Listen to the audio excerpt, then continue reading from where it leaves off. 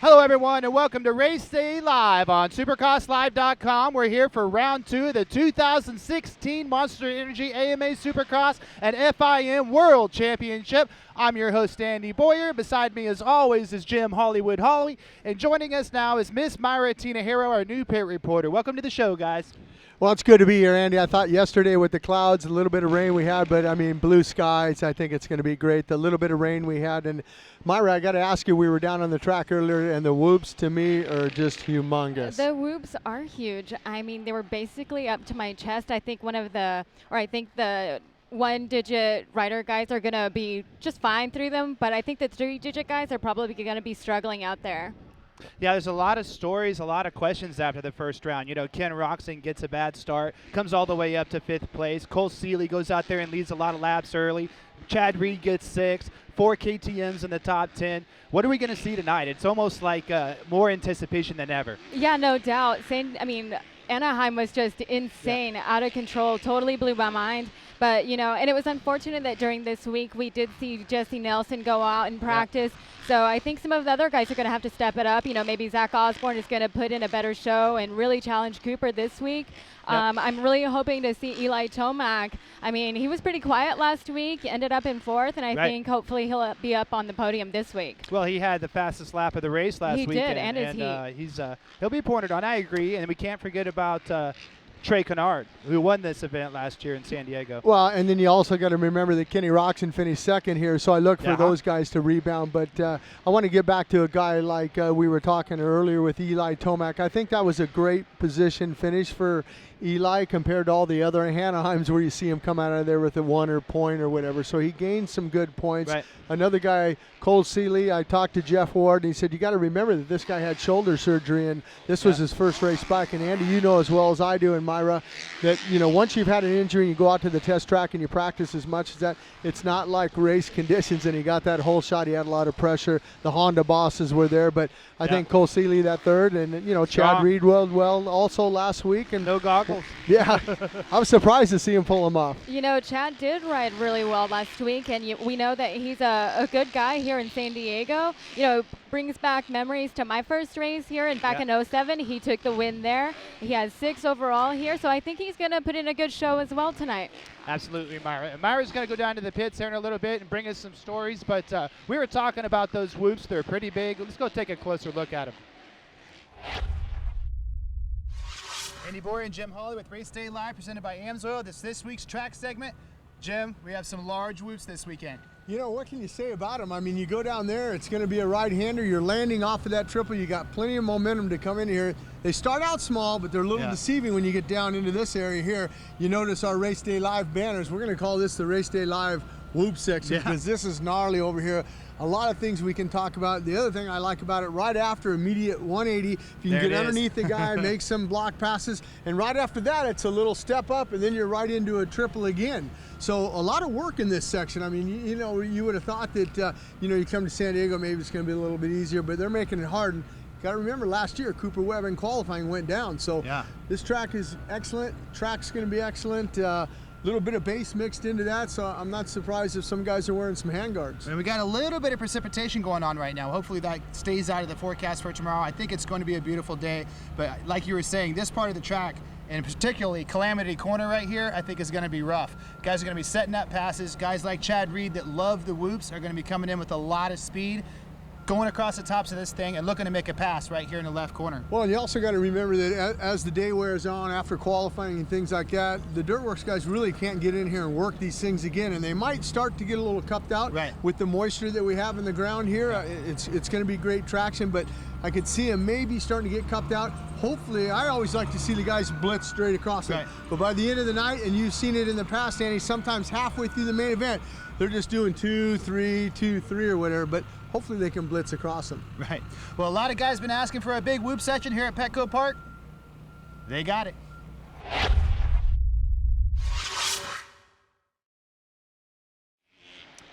Well, the good news, Jim Holley, is the rain stayed away. We got beautiful sunshiny skies. The whoops look good. We got the 3-digit guys, like you said, have a little bit of trouble with them, but the studs are skimming them, and that's going to be great. But we talked about a lot of highlights last weekend. There was just a crazy night of racing, It was the season opener. There was just that one special time of year where everybody's healthy, everybody thinks they can win. Let's go ahead and take a look at some of those highlights.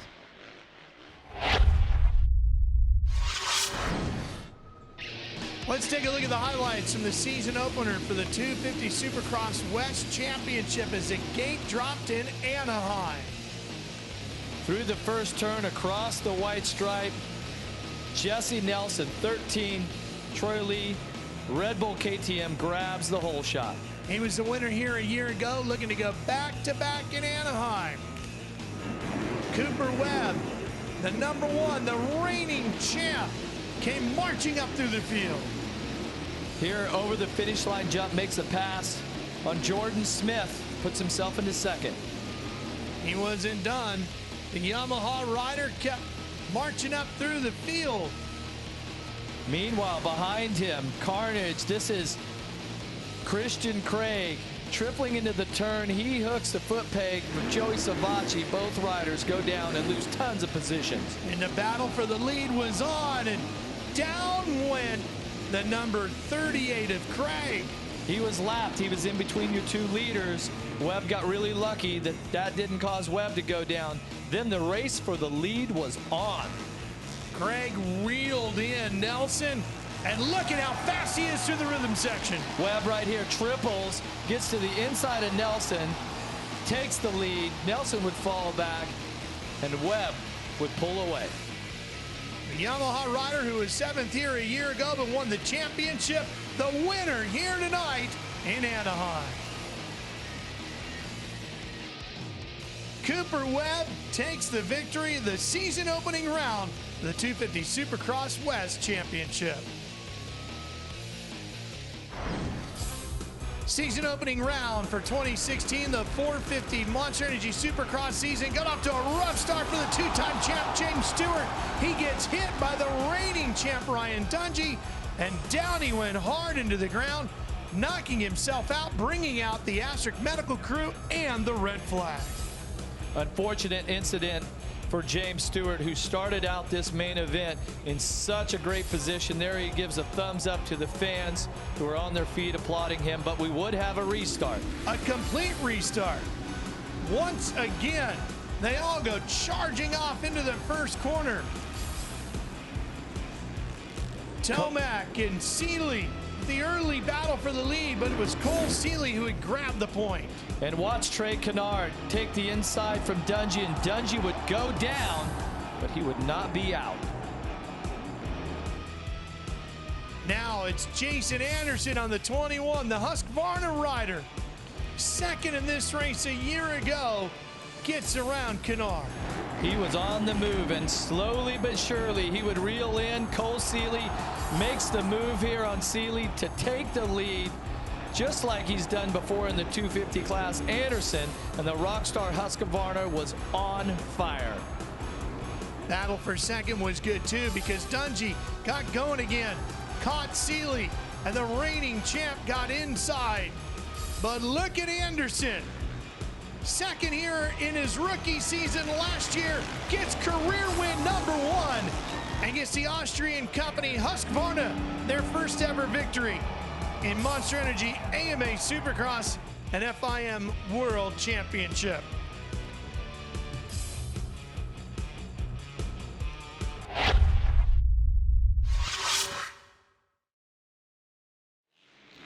And like we said, last weekend was just a crazy night. In the 250 class, Cooper Webb was kind of hovering around there and just wore Jesse Nelson down, it looked like. Well, and unfortunately that here in San Diego, Jesse Nelson's not here, because I thought Jesse Nelson, the way he started, he's a very good starter. I'd like to see the man who finishes up third last weekend, Zach Osborne. He's got to work on the starts. Maybe he can get up there, but somebody's got to challenge Cooper Webb, that's for sure. Transition over into the 450s, and Cole Seeley really strong, loves Anaheim Stadium. It was like 2014, the 250 West, with Anderson and Seeley out there leading the thing. But, you know, and Stewart had the unfortunate crash with Dungey, and that was kind of the big headliners. Well, and the headliner here at Petco Park in San Diego, Stewart's back. So he passed all the concussion tests and everything. So James Stewart is here in San Diego. But, you know, what I took away from the opener in Anaheim last week was a lot of aggressive riding on a lot of the guys. I mean, they were moving guys around and Canard stuff. And Dungey. And, you know, there was some bar banging. And I think we're going to see a lot more of that this week. Like that was then. This is now. This track is a lot different. We're going to go ahead and take a look at it with this week's Kawasaki track map.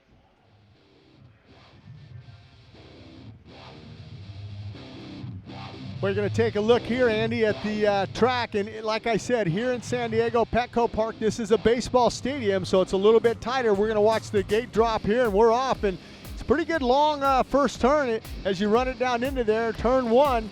Right out of there, immediately you're going to get into a timing section. You got to hit that triple-double before you make that right-hander. Once you're out of that right-hander, it's a little step-on, step-off. And you got to make sure you step off this thing. If not, you're going to lose a lot of momentum. Out of there, it's another triple. Real nice timing second. That's the big 65-foot triple. Carry that momentum because you're getting into those big whoops. As you see, they get bigger as you go through there. Another 180. Look for a lot of good passing there. A little step up here. If you can triple that, and you're going to carry that momentum on the 65-foot triple. This section here is the longest rhythm section I've seen in a long time. As you go down through there, you're going to run it down there until the end. It's a left-hander. Right out of that left-hander, it's a double. If you can triple it, great. Up and over the Monster Energy finish line. Look for this little left-hand section to be tricky right in here. They took out some of those. They wanted it flat. Right. You come back onto the starting line straight away, but a lot of time for those guys to make a lot of good passes on that.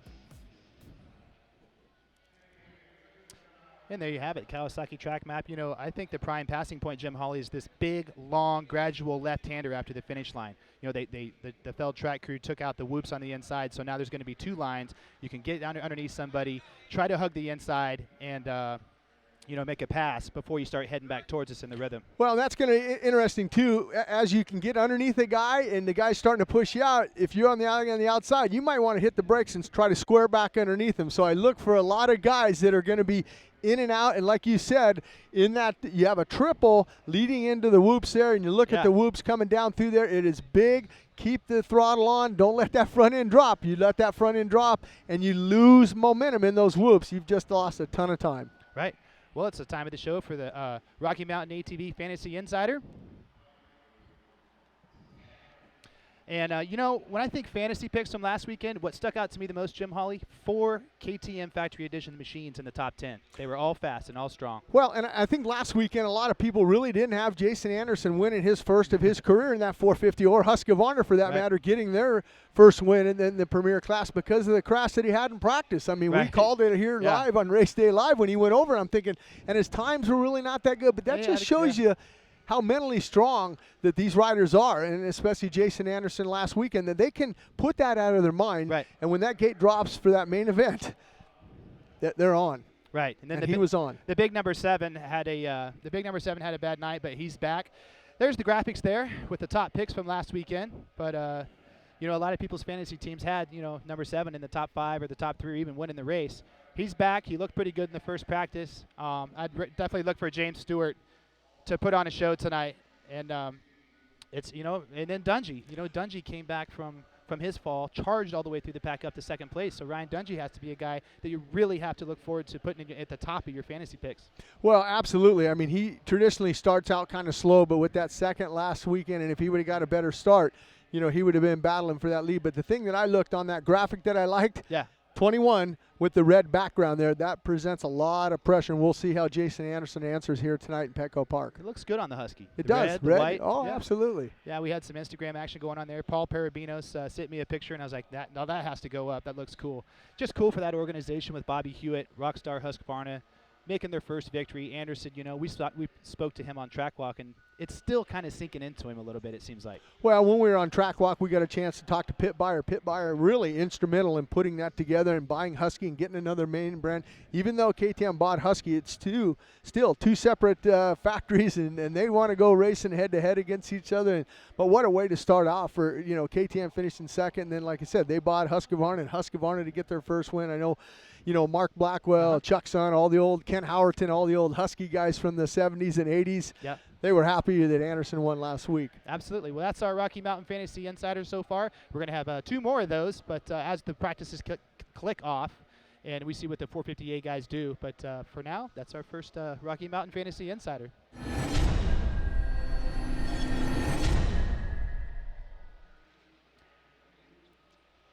Yeah, you know, and in the 250 class, it's Cooper Webb. Do you think he can sweep? Is it too early to say something like that, or do you think he can sweep? Yeah, I think it might be a little early. I mean, the guy's amazing. There's no doubt about it. Last year here in San Diego, he gets off. We think he's not even going to ride. We said, well, maybe he'll get a 5th or whatever to try to get points for the championship. But he came out and, you know, he won the thing and just silenced everybody. But you know, that'll be interesting to see if he can run the table. I don't know. It's a lot of pressure. I think he wants to win another championship, but if anybody can do it, he can do it. Absolutely. Well, we're going to have a lot more coming up. We're just getting rolling right here. Stay tuned. We got some words from our sponsors. We'll be right back from Petco Park. High RPM aggressive riding takes a toll on your engine. Extreme heat adds to the challenge. Amsoil synthetic dirt bike oil synthetic base oils resist viscosity loss. The oil provides a protective film against wear to gears, bearings, and pistons. An extreme simulated start test and on-track testing with professional riders reveals Amsoil synthetic dirt bike oil delivers bulletproof wear protection. Amsoil synthetic dirt bike oil. Out front performance.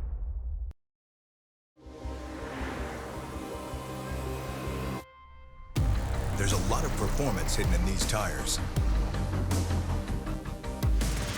These tires are insanely good. Selected as a Consumer's Digest Best Buy. If this is what experts thought about Cooper tires, imagine what you'll have to say. They're impressive on all surfaces. Put Cooper tires on your car today.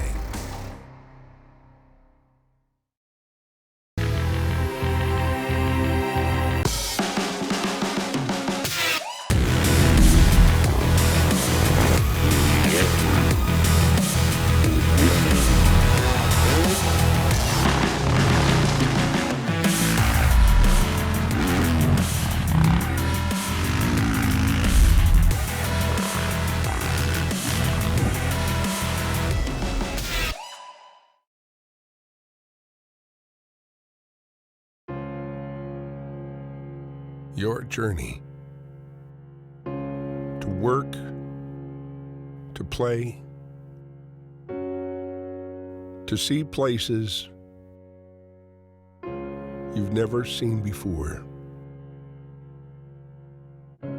It's not where you're riding, it's who you're riding with.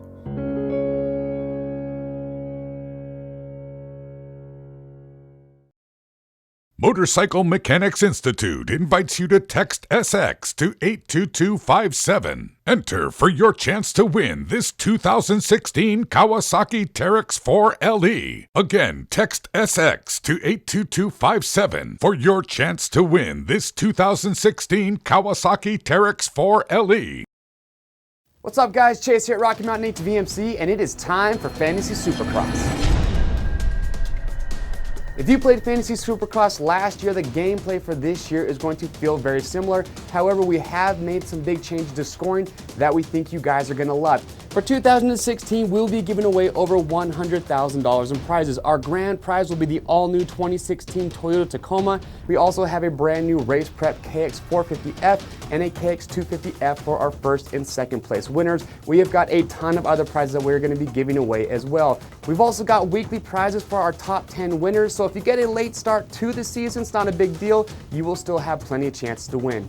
To start playing, simply go to www.rmfantasysx.com and create an account. RM Fantasy SX is fun, it is easy to play, and it makes Monster Energy Supercross even more exciting, so make sure you sign up and start today.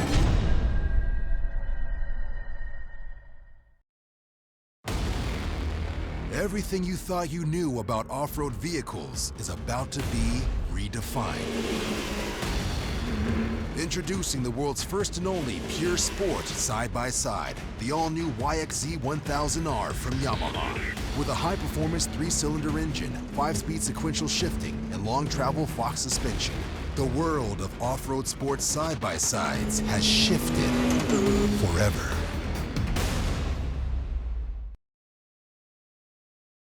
Sponsored by Yamaha. From world-leading motocross, supersport, and cruiser motorcycles to ATVs, side-by-sides, generators, and more, Yamaha revs your heart.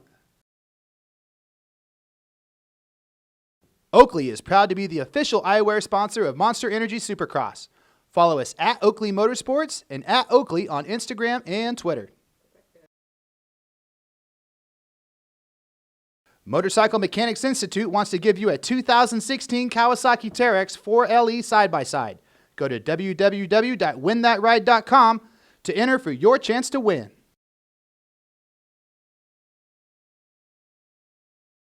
DC Shoes is proud to be the official footwear sponsor of 2016 Monster Energy Supercross. DC, defying convention since 1994. Check out our latest products at journeys.com. Amsoil. Let nothing stand between you and a great day of riding. Protect your weekend. Choose Amsoil synthetic lubricants for your bike and your truck. And welcome back to Race Day Live from Petco Park in sunny San Diego. We have 250B qualifying action on track right now. Track is in perfect condition, Jim Holley. It's excellent. I mean, like we talked about earlier in the show, with that little bit of rain we had last night, the Feld track crew opted not to cover it with plastic because, like we saw last week in Anaheim, they had to add some water to it. So they actually added water last night. They got a little bit of rain. Right. I don't think they need to do anything to just kind of groom it out a little bit, and it's going to be great as we're seeing the 250 qualifier going out right now. Yeah, Jim, it's funny. We all stay at the same hotel, the Feld crew does, and I saw some of those guys, and I was like, did you guys cover the track? And they were like, nope, it's going to be just fine. So they knew what they're talking about. Yeah, they got it down to a science. I mean, Absolutely. they know exactly how much it's going to rain, and they knew exactly how much water they needed to put it in the track. So it worked out perfect as we're getting a chance to see. I believe that was now you're getting a first look at the overall track here at Petco Park. And like I said, what a beautiful stadium. There you can see where we're at, way out in center field. Actually, towards left field a little bit, but just a great facility here. A lot of 90-degree corners, Jim Holley. I like 90-degree corners. Keeps the speed up, keeps the momentum up. Here's a big 180 bull turn. A little bit of a dragging back section into this triple here.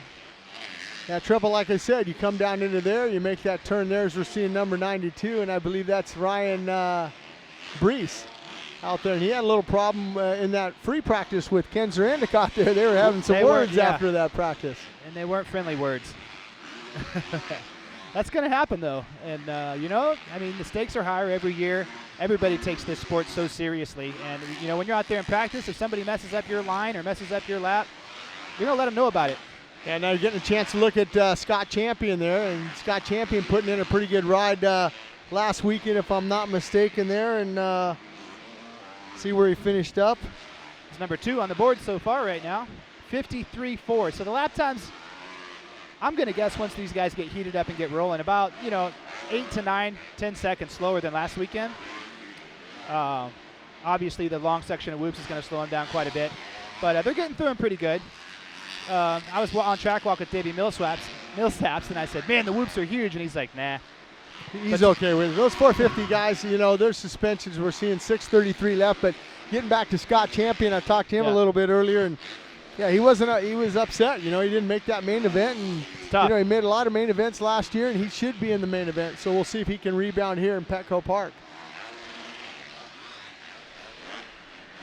And with 6 minutes to go, it is Scott Champion, followed by Michael Lee, Brian Breezy, Killian Auberson, and Bracken Hall. That's your top 5.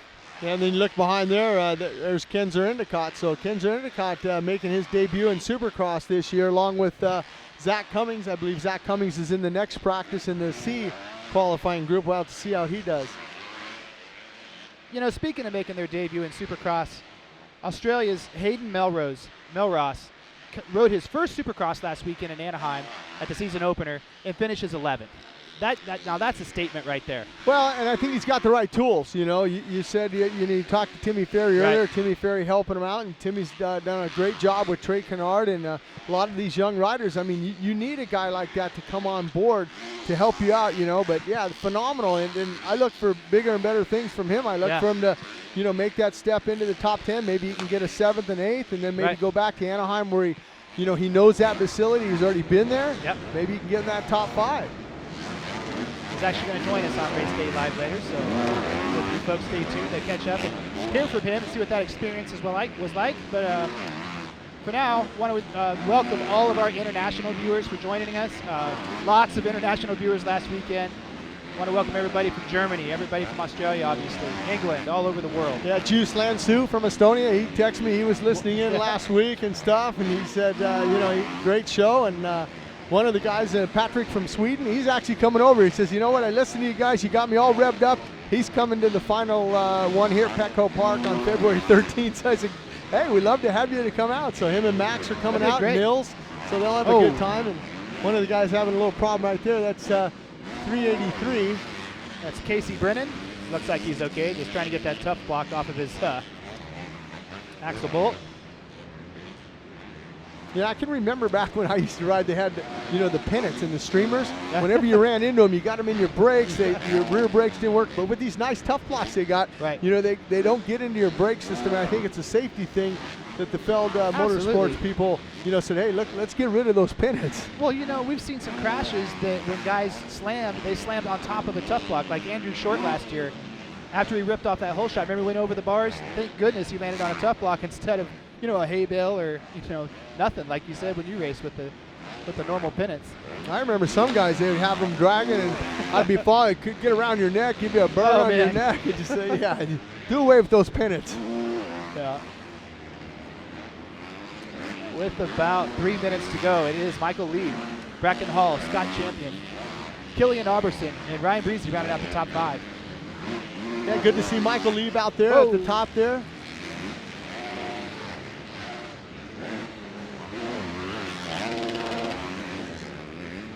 Beautiful venue here at Petco Park. We're downtown. We got the city view in the background. We're going to show you that view in a little bit. But I just love coming to this venue. It's really fun. Yeah, new ride for Scott Champion this year. They're on the Suzuki. Suzuki putting a lot of effort in that 250 class. I know last year he rode a Yamaha, but he's up on a Suzuki this year. And like he said, he wants to get that Suzuki in the main event, Scott Champion.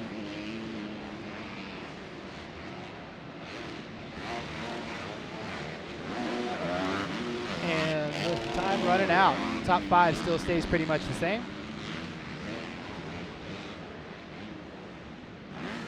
A lot of fireworks last weekend, Jim Holley. A lot of guys getting out front early in the heat races. Well, not just the fireworks at the stadium, right? The fireworks on the track. On the track. Look at that. There's the blimp. That life blimp. There's Scott Champion. Still running in 3rd place there. Looks pretty good. Like you said, he really wants to get that bike into the main event. All these guys do, of course. It's a tough road to hoe, though. I bet you the track looks pretty cool from up there. Yeah, you can see everything from up there. Snoopy's got a bird's eye view. Some of the guys coming in, just you know, they know that this 250 Group B kind of winding down here. They got a minute 40 to go, and you'll see him just kind of start to roll a few things and maybe change if we're getting a chance to watch Michael lead now, number 85 there. Let's watch how Michael, there's that triple there, and drops down in. 51.8. That was a good lap. Not a bad time for him. Good to see him back. You know, he had a bad broken leg last year. Long comeback story. Remember when he joined us on Race Day Live here at Petco Park? Well, and the other thing too is good to see him that, you know, like you said, it's very hard for a lot of guys to get sponsorship dollars. I know he's always been chasing that, and it's good to see he's got some good backing behind him.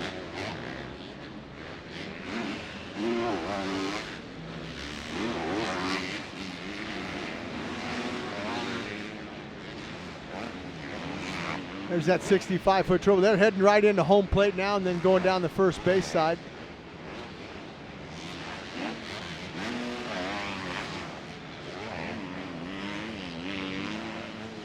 Really can't hope for better track conditions for a Supercross. You know, when we were walking back from dinner last night, it was raining pretty good, and I was a little nervous. I was like, man, you know, the weather forecast didn't have this, and I just watched them water the track a bunch, and it's raining. So it's good to see the track's in perfect condition. The ruts look awesome. Well, you see a little bit of ruts, but, you know, after all the qualifying, they'll smooth all that out. Yeah. And there might be a few ruts developing, you know, by main event time. The thing I'm curious about is the whoops. As we're looking, I can't see that rider's number there, Cupped but out, yeah. he went across there pretty good. Ryan Brees right there, 92. He got it through the whoops pretty good, but it's kind of bit, ran it in there a little deep, up and over that triple. Good corner. Nice and smooth. See him downshift there in the air. He downshifted there. Getting ready to come over the Monster Energy finish line right there. He kind of looks back. He's seeing, hey, anytime a rider comes over that and looks over there. And thinks he had a good lap. Yeah, and he doesn't see him on the top 5 on the Monster Energy leaderboard out there, he's a little bit bummed out. But not this guy. He's up on the top of that leaderboard. Michael Lieb on that Yamaha.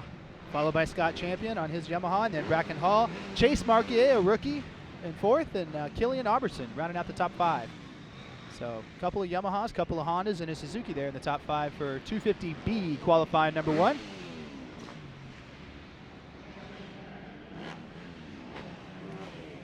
Yeah, 51.8. 51.8 there by 250B. Let's say definitely get you in the top 40 tonight. Yeah, he's in. We'll be in the high to mid 40s by the end of the night, I think, for the 450A group. The interesting thing is the next time they come out for their final qualifying time in the 250B class to see if Michael Lieb can drop that time down and possibly get into the 50s, the high 50s. Beautiful shot there. You see all the condos in the background. I love this venue, right. And we talked about the fireworks off the track and the fireworks on the track. And obviously the big storyline this week was Weston Pike and Vince Friese getting into a little bit of a, well, not a little bit, a lot of fisticuffs. A little bit. Well, Weston Pike more than Friese. Yeah, it was a little one-sided, but we're going to go ahead and take a look at that action from last week and kind of relive that madness. Well, you're going to see right here, you know, Weston Pike's there and Friese right behind him there. And this was the second time they got together, so, and you could tell the number 28. Yeah, Weston, probably enough after that first one, he was upset, but he was just going, what's up with that? Tries to push him over, he hits the Thor tough block, and Vince was just trying to get back to his bike, you know. He just said, hey, I want to, but you got to remember that these guys have had history for a long time, but, you know, they're both good guys. I mean, it's just, you know, he was upset, though. You could clearly see Weston Pike was upset. Crazy. And, you know, it's just one of those deals, you know. They had the altercation in the heat race. It wasn't just the one incident.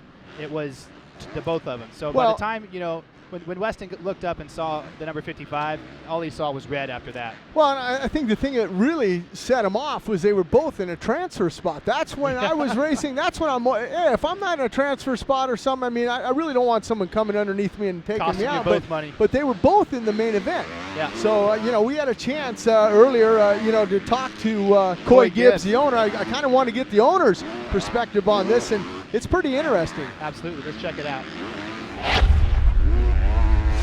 Jim Holley Race Day Live, brought to you by Amsoil. I'm here with Coy Gibbs, the owner of the JGR Yamaha Toyota team, Monster. Got a lot of logos up there now. We like logos. I got to ask you, last weekend at the opener, no secret, you know, Weston Pike, what happened there? I just kind of your thoughts, because correct me if I'm wrong, but I think Vince Friese even filled in a couple years ago for you in a race or two. Yeah, no, that was unfortunate, I think, for everyone. I mean, I talked to Tony today. Both said the same thing. It just, you know, didn't help either party, that's for sure. I've worked with Vince in the past. I love Vince, great guy. But, you know, it's, you know, not condoning anything Weston did, but leading up to that first race, they put a lot of work in. And he feels like he took him out twice, then, you know, he obviously snapped. And I'm sure, I know Weston was sorry about what he did. So we're just looking to get him back here at the track for sure. And these guys are friends. I mean, they train at the same gym. They see each other and everything. It's just like you said. It's one of those deals where it's the first race, everybody's put in the time, they're just gun-ho and they're just pulling the trigger and trying to make it happen. The thing that is they were both in a transfer slot. That's what would even fire me up more than anything. Hey, if you're in the back of the pack and you're not going to transfer out of that and you're going to go to the last chance, that's fine or whatever. But they both had a transfer spot and they both ended up not going to the main. Yeah, no, it was unfortunate for sure. You know, nothing good came out of it. I think hopefully we can get Weston back here in a week and start hammering down. I know he's been riding good, so I'm excited to get him out here.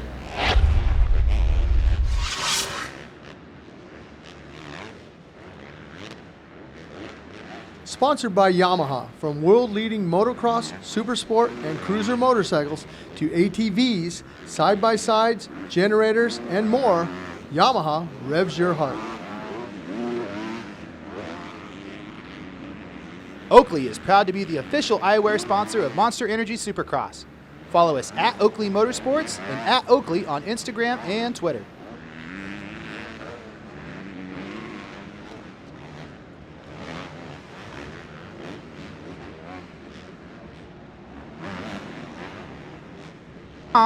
To enter for your chance to win.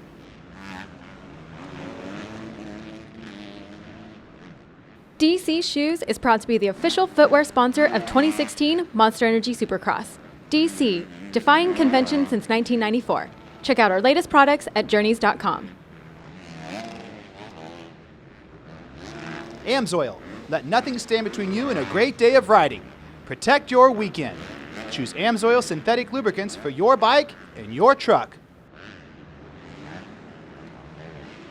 And we're back live at Petco Park here in sunny San Diego. You know, that was cool to hear from Coy. A lot of people will be like, well, what's Weston Sponsors going to say? What is an organization like Coach Gibbs and Coy?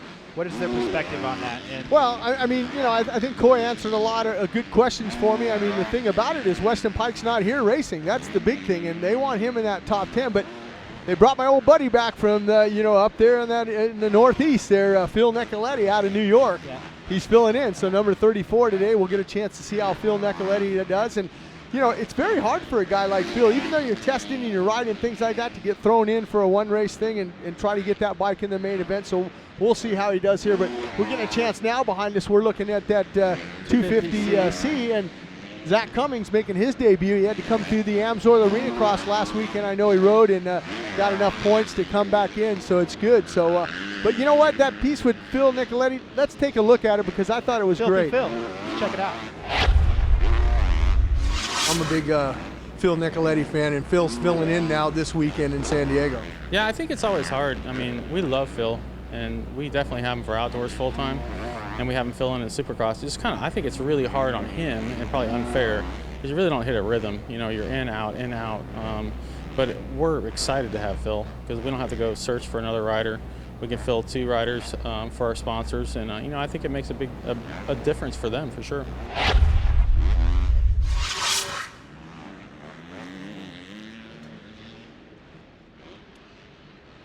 And we're back on track, 250C. And you're seeing the red, white flag with the red cross. That means they got to roll everything. You can see the flashing lights out there. One of the riders went down, and they got about 4 minutes to go still left in this one, but Cummings drops back down, and we got a new leader. Yeah, we do. Number 815, Iker Laringer. See Brock Shoemaker up there in third. Hale Russell. Bradley Lyonnais, Tyler Custer. But you know, that program that Gibbs has with Nicoletti, you know, that's pretty cool. It must be frustrating for Phil to not be able to start every weekend. But as it's worked out last year with Barsha getting hurt, Nicoletti got a lot of track time. And here we are 2 rounds in, and he gets called off the bench. Well, and correct me if I'm wrong, but I think last year we saw the same thing. Yeah, with Barsha. At San Diego, you know, he was filling in. Yeah.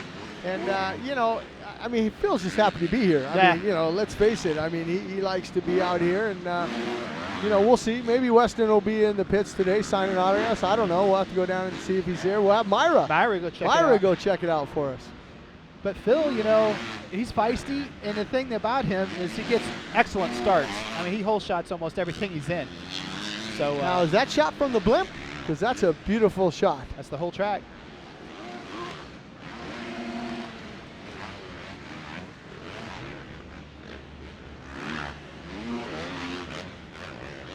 Can't see that number, Andy. I'm going to have you see if your eyes are a little better. Mine. I know he's on a Kawasaki there. Yeah. Sending the triple nice and smooth. Track looks pretty fun. Yeah.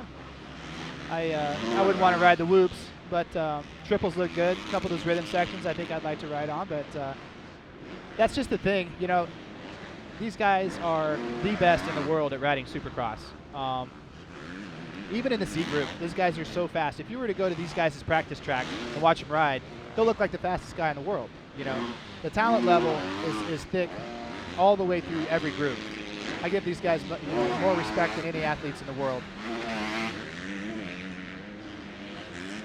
Yeah, it's just the pressure of the day. You know, you get here and, you know, you have your familiar surroundings when you're out practicing. You're comfortable, things like that. And that's the hardest thing for these guys in this C group is to get comfortable out there and get their bike set up the way they want it to be set up. You don't have a lot of time to do it either. You know, it's a technical track. You got to get everything dialed in a short amount of time. So you kind of got to send it. You got to go for it. Go for the rhythms. You got to try to skim the whoops and not a whole lot of time.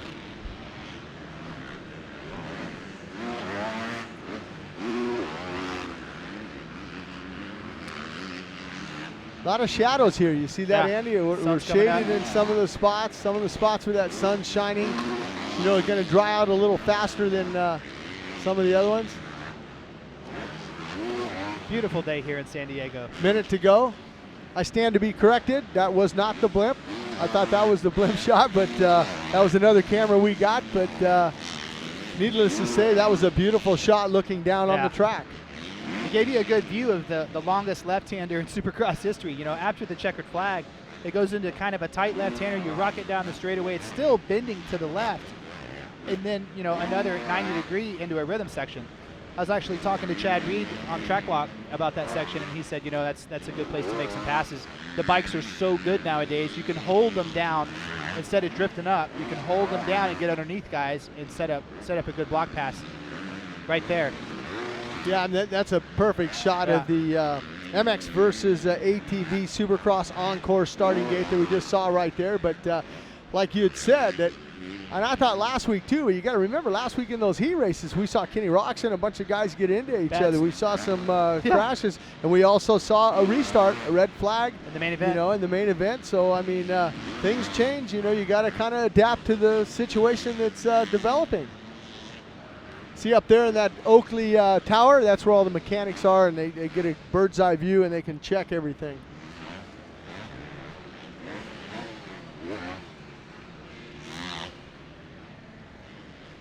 Checker flag is out. Number 815, Iker Laringer. Carlos, we're not getting the full last names on our, so you're going to have to forgive us here for not giving it. And Zachary Comans in third, Brock Shoemaker, and Bradley Lyonnais in the top 5. Yeah, good times for him. I mean, a 54.1, a 54.2, a 54.3, a 54.7 for Brock Shoemaker. So not bad. I know Frenchie's going to be happy up there. And all you viewers are going to be happy to know coming up next, we have the 250A qualifiers. Going to get to see Cooper Webb, going to get to see Christian Craig, going to see Joey Savacci, Zach Osborne, Alex Martin. It's, you know. Well, and you mentioned Joey Savacci. I mean, Savacci in that free practice had a hard get off. So he jumped back up, but he did go down pretty hard. I noticed he was holding his side, though, when he was coming back, you know, after the checker flag.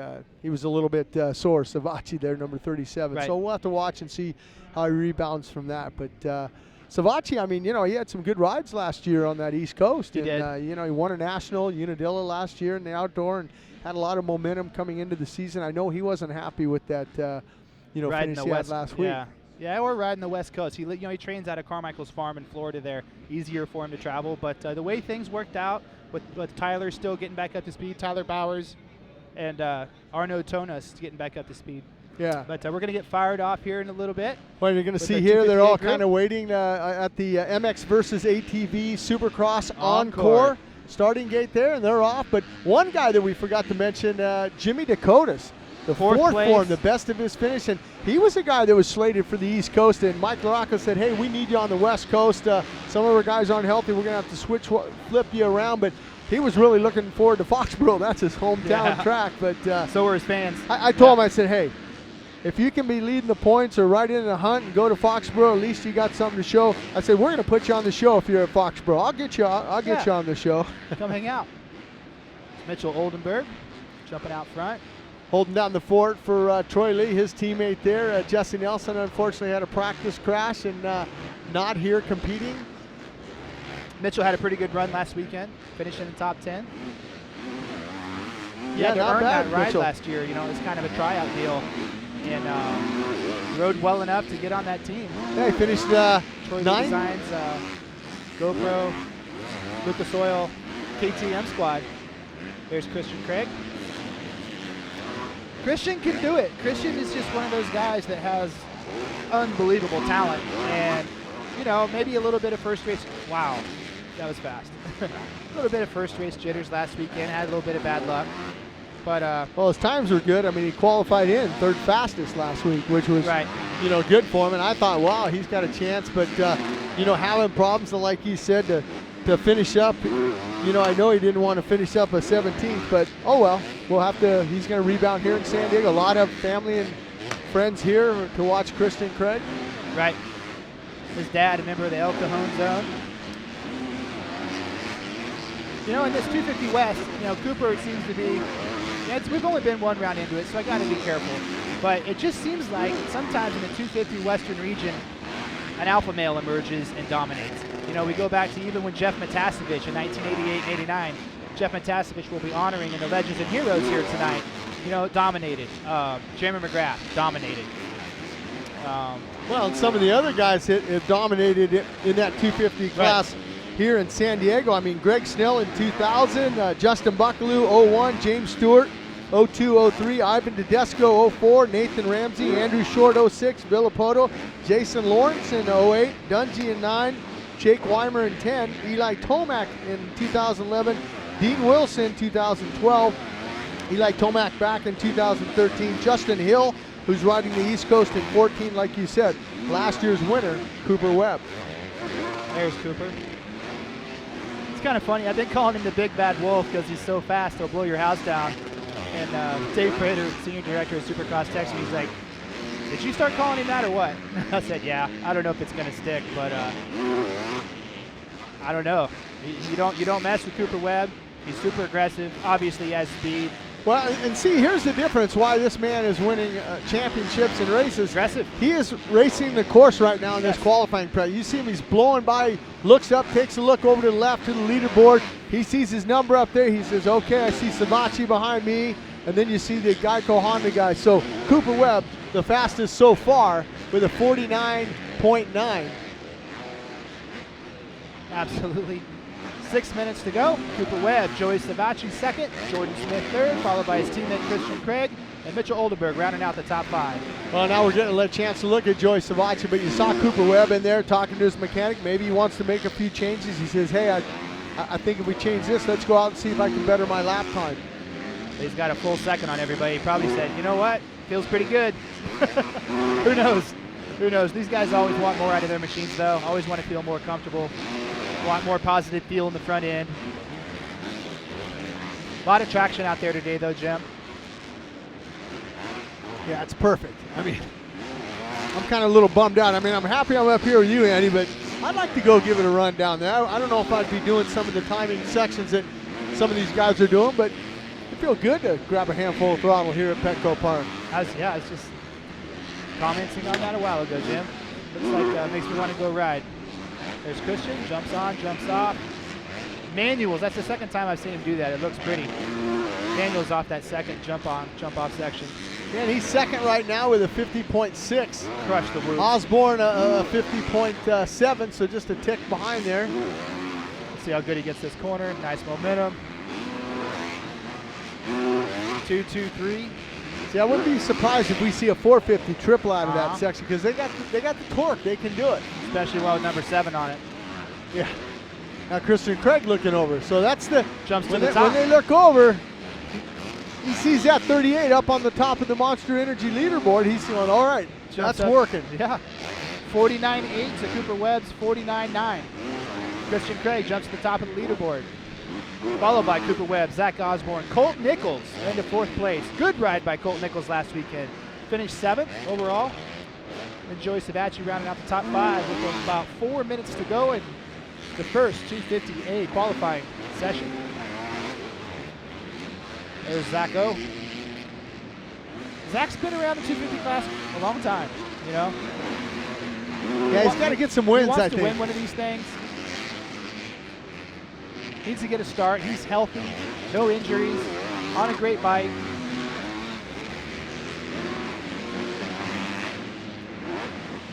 Looks good through there, nice and smooth. You got to be careful on those step on and step off. You got to just time it just right, because if you go a little too far, that front end drops. You don't have the power to get back over that next thing. You got to kind of gather it up. He's on a hot lap here. Osborne, he's probably mad that he had to get underneath there. I'm not sure if 82 might have kind of held him up a little bit there. Let's see. Good. See if he looks around.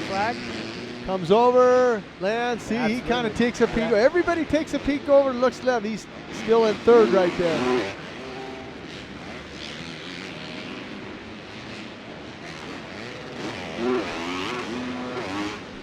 Cooper just finished up a lap. Get a chance to see that was Webb's teammate there, Alex Martin, 26. But now we're on Cooper Webb. A lot of momentum around that outside. In the air, downshift, just bang it down. I want to get back out on that throttle. Jumped all the way over that section. See how the whoops go here. Yeah. Goes the inside. You notice how he's protecting that inside line so no one can get underneath him there and still carrying that momentum through the whoops. Shortest way around the corner, shortest distance. Here it goes the outside. See, it looks like a little loose. There's that triple right there. And triple into that corner with a little single, protect that inside line. Left a couple tenths out there, but let's see if he goes to the top of the board. I don't know if that one's going to do it. I just think he made a few little bobbles that might have cost him a 10th here, 10th there, that Christian Craig's still up on top of that leaderboard with a 49.8. Webb, like you said, with a 49.9, and Mitchell Oldenburg putting in a great qualifying session at a 50.1. Zach Osborne behind him with a 50.2. And Joey Savacci in that 5th spot with a 50.3. Now through the top 10 is Jordan Smith, Colt Nichols, James Dakotas, Chris Aldridge, Alex Martin in 10th place. Minute 54 to go here in this first of the Group A qualifying session.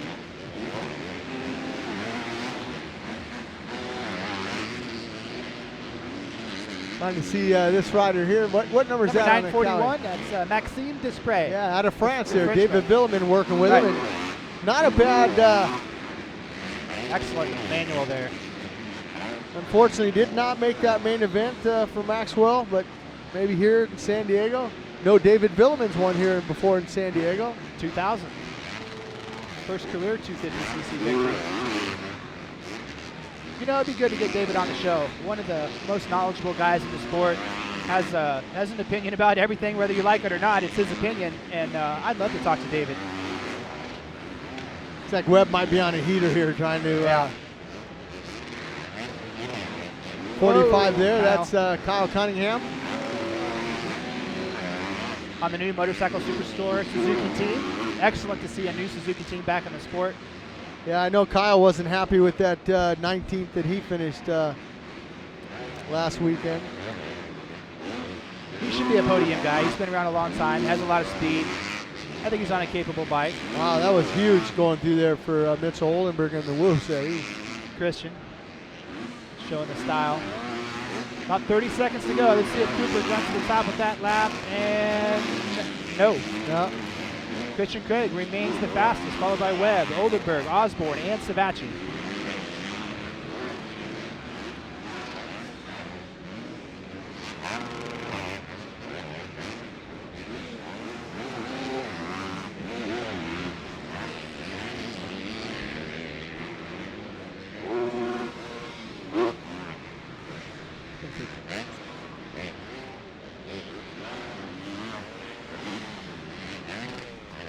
That's it.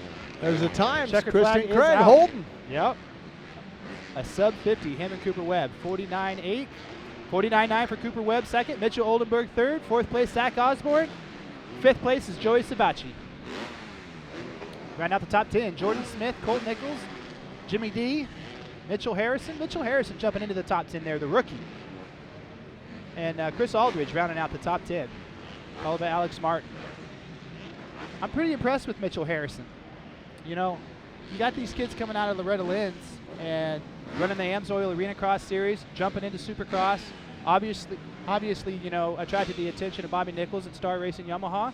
Gave him a good bike, and he's delivering right now, putting in the main events and top 10 in the 250A class. Yeah, I think a lot of these guys that are coming through the Loretta Lynn's, and, you know, there's guys like I know Mike Guerin, Donnie Luce, and everybody, you know, and the Team Green guys, and also the KTM guys. Everybody's kind of looking at those guys. If we can get them early, like Austin Faulkner, you know, get them early and start getting them into that routine and stuff. Chase Sexton, you know, then that transition isn't so, you know, it isn't so steep when they get into the pro races. But, you know, something else, the Amsoil Arena Cross, though. Fired off last weekend, yeah. I mean, Gavin Faith with a 2-3 got the overall. His teammate there, Jacob Hayes, finished up second. He had a 5-1. And then the old veteran there, Chris Bloss, he had a 4-4.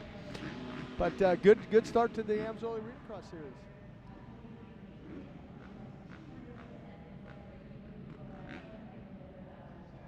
The track's awesome today. It's getting a little rutted. It's all about intensity out there.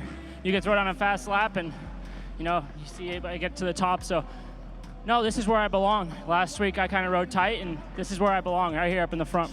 I was just about to ask. Last week we saw that intensity coming from you, but it didn't work out in your favor. What do you come in with a mindset to tonight? Tonight it's all about getting a start, staying up front, staying off the ground, obviously, and I'll put it all together. Anything you're going to change between this qualifying and the next round? No, bike is awesome, handling great. I feel good. And everything's clicking. That's what I'm happy about. So I got to go out and do it again next practice. Well, we like the way it's clicking, and so did the lap times right there. Christian Craig, your fastest qualifier for her round number 1, number 38 Geico Honda rider, guys. He is so positive. Oh, you see Dungey there, and he got a good jump when he came out of the MX versus ATV Supercross on-course starting gate. He wanted to try to nail down a start, and that's why we're seeing him right out front here, the man who runs that number 1 plate. Had a good ride last weekend, you know, with the field being as deep as it is, to see somebody come through the pack. I didn't think there were, you know, there's maybe 2 or 3 guys that can do that. Ryan, you know, coming in, usually starts his series a little bit conservative. Didn't look conservative last weekend. Looked super aggressive. Finished second place, and is going to be coming out for the win tonight. Yeah, as we're seeing Cole Seeley right now, but getting back to a guy like Ryan Dungey, I think you're seeing, you know, that he now believes in himself. He believes he is the man. Yeah. And when you're the man, you can move people around and you can ride aggressively. Right. Before, I don't think he wanted to ruffle anybody's feathers, but he's okay ruffling feathers now. 17 podiums in a row for Ryan Dungey. Yeah, the streak continues. That's amazing. Well, Cole, you know, he was right there. He was a little bit of maybe, you know, David Pinger once told me he crashed while he was leading Anaheim the season opener one time, and I kind of gave him a rude email, and he sent me one back that was even more rude. He said, "Hey, buddy, until you've led Anaheim the season opener, you can't talk. It's a little bit of pressure out there." Oh yeah, just a little bit. But I don't think that the pressure was, you know, for Cole Seeley. I think it's more of a thing with his shoulder. You know, that was his first race back in a long time.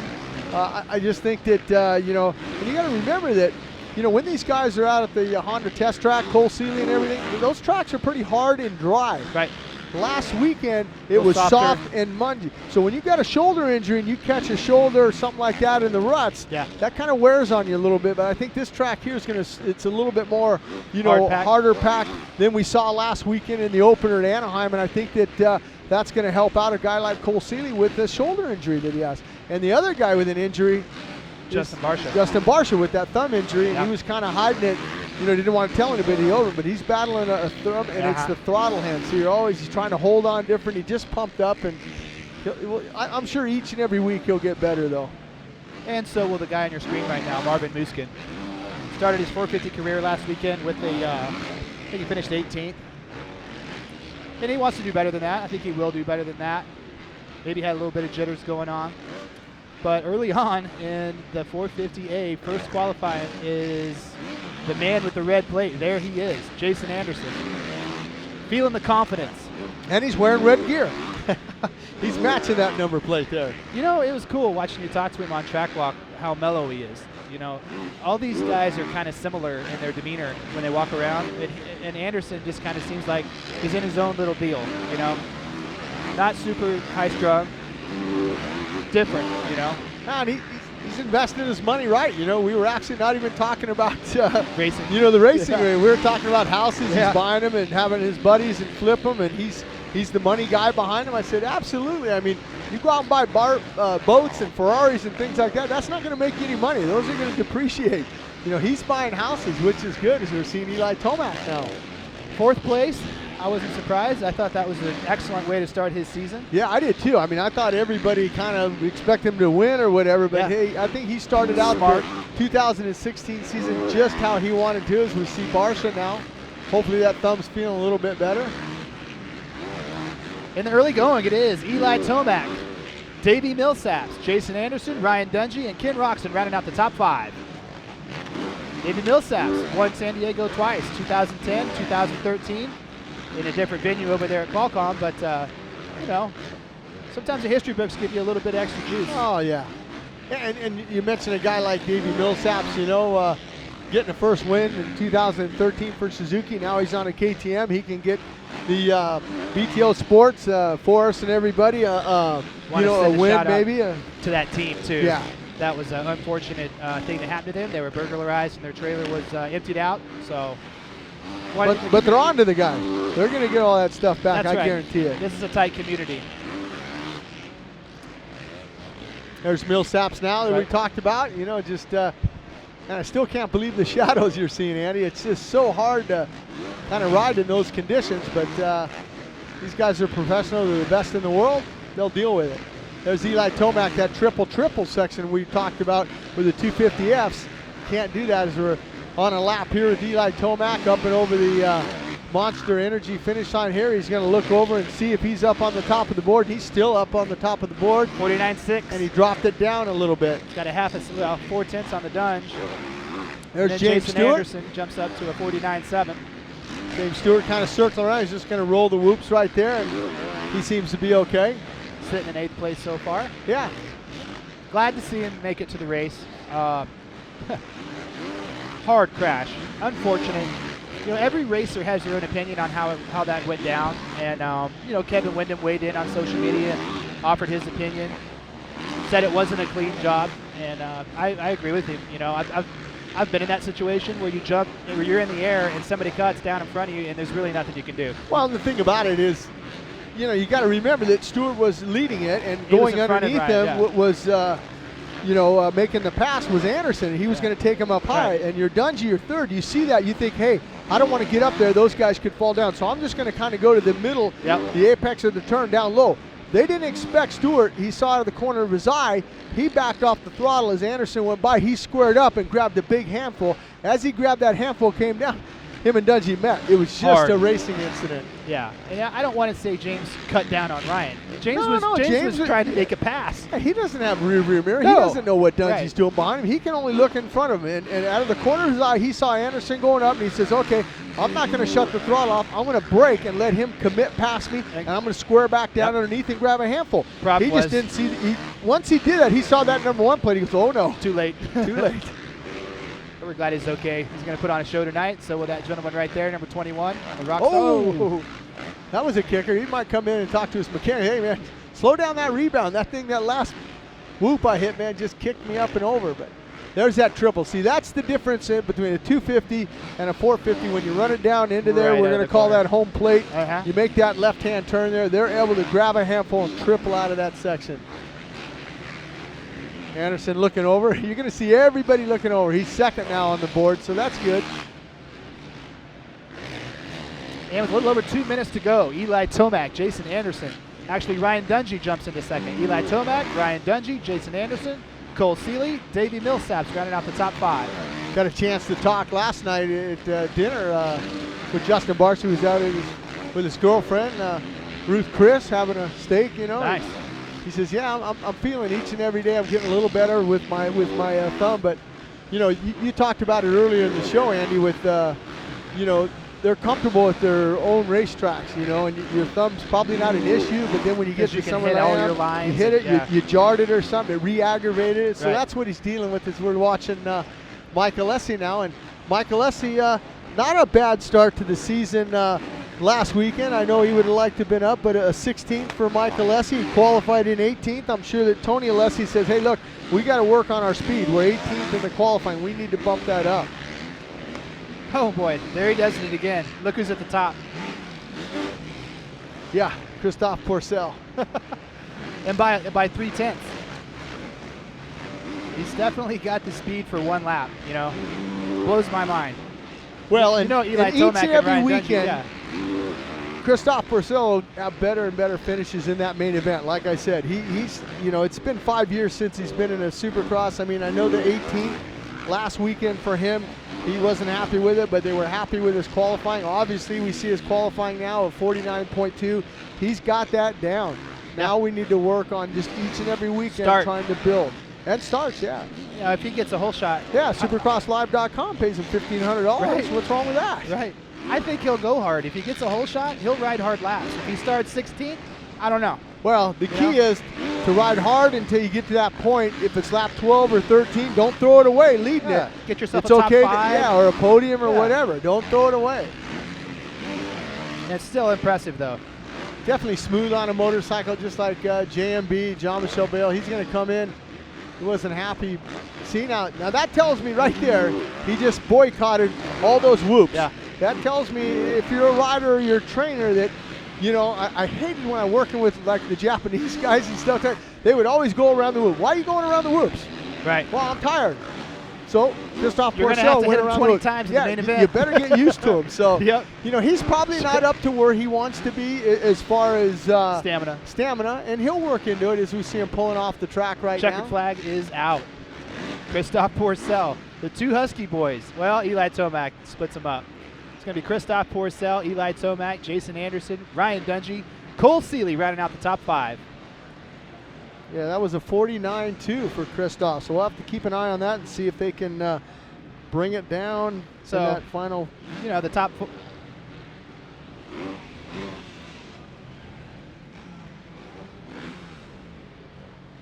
It's going to be good to hear what Lurch has to say to Christophe. Bobby Hewitt's got to be happy. His boys are winning main events and winning fastest qualifiers. Obviously feel comfortable on their new machines. Let's hear what they have to say here in a little bit.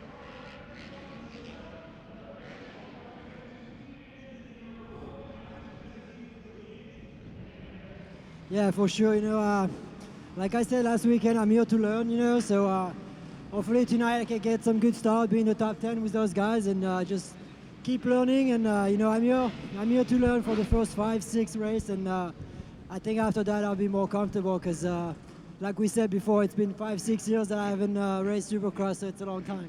You know, coming into the opening round of Supercross, for you, what was the most difficult? Was it physical? Was it mental? Was it just getting back into the groove? The speed has always been there. You know, it's just being with the guys on the track, and you know, we all don't want to get hurt and don't want to crash, but you know, the track is so tight, so you know, you got to be aggressive, and you know, I can learn a lot from Jason because he's pretty aggressive on the track, and he won last weekend, so that's good. Well, congratulations to you and your team. Fast qualify here out of the first section on the 377. Let's give it up for Christophe Pourcel. Christophe Pourcel from across the big pond.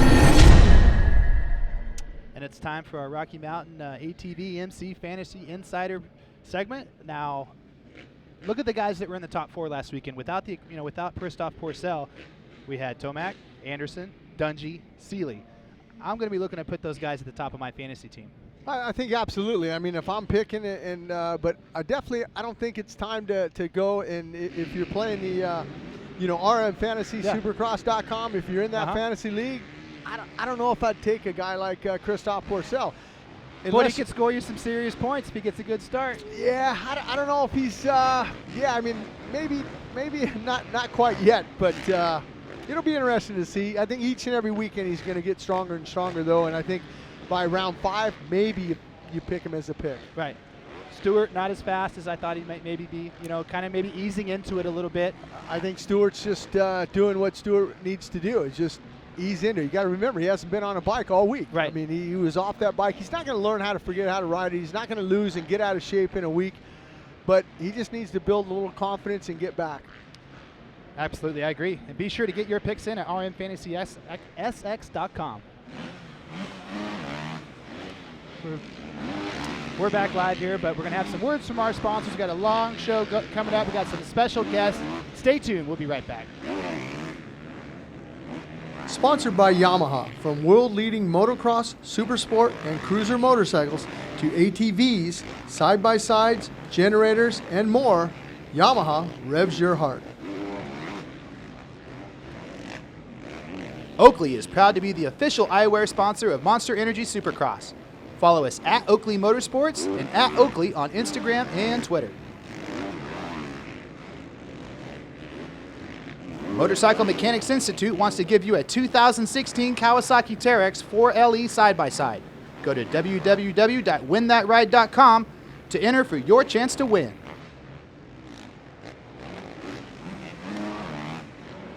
DC Shoes is proud to be the official footwear sponsor of 2016 Monster Energy Supercross. DC, defying convention since 1994. Check out our latest products at journeys.com. Amsoil, let nothing stand between you and a great day of riding. Protect your weekend. Choose Amsoil synthetic lubricants for your bike and your truck.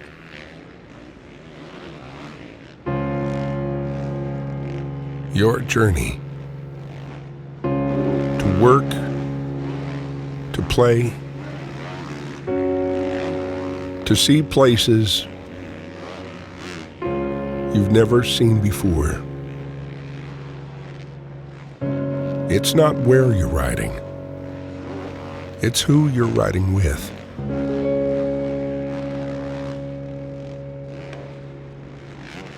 We're for guys who like to make things go faster, higher, farther. Guys who want to be the top tech, get the W, and stand on the podium. Teams want you. Riders need you. Because without you, the bike stays in the pit, and championships aren't won. Top motorcycle manufacturers help build MMI's programs so you can get the education you need to achieve success. That's why top teams hire MMI grads. We're for success, your success. Motorcycle Mechanics Institute. To learn more, visit mmitech.edu.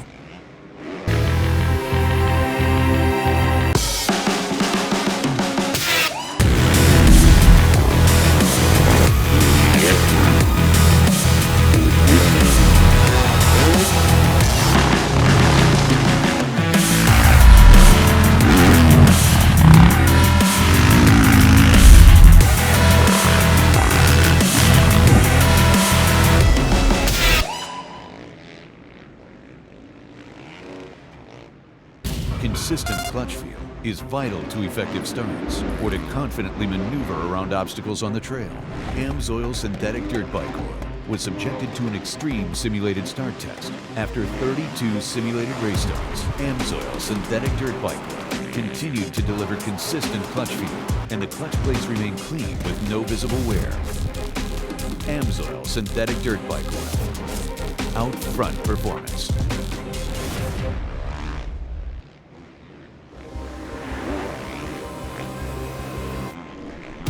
There's a lot of performance hidden in these tires.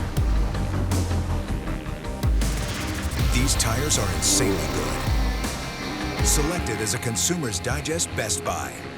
If this is what experts thought about Cooper tires, imagine what you'll have to say. They're impressive on all surfaces. Put Cooper tires on your car today.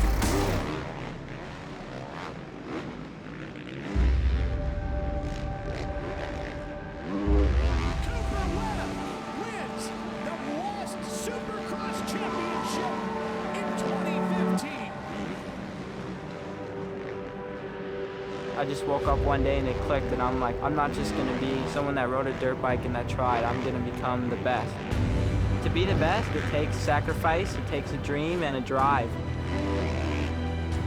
Striving to be the best, it's super critical to have a strong team behind you and a strong motorcycle. Being the best is everything, you know, that's what you want. It's where you want to be. It all just comes down to how much passion you have for the sport. Bike is everything to be the best. Never give up, chase your dream, and if you work hard now and you sacrifice and you do what you're supposed to do, you can live the rest of your life as a champion. The Yamaha champion YZ450F and multi-champion YZ250F. Studios. Are you ready for more? MX vs. ATV Supercross Encore. The off-road legend returns with the next generation of graphics. Set yourself up with all new gear and bikes. Tear up the track in outdoor nationals and waypoint races. Meet up and explore in freeride. And for the first time ever, rhythm racing. Available now.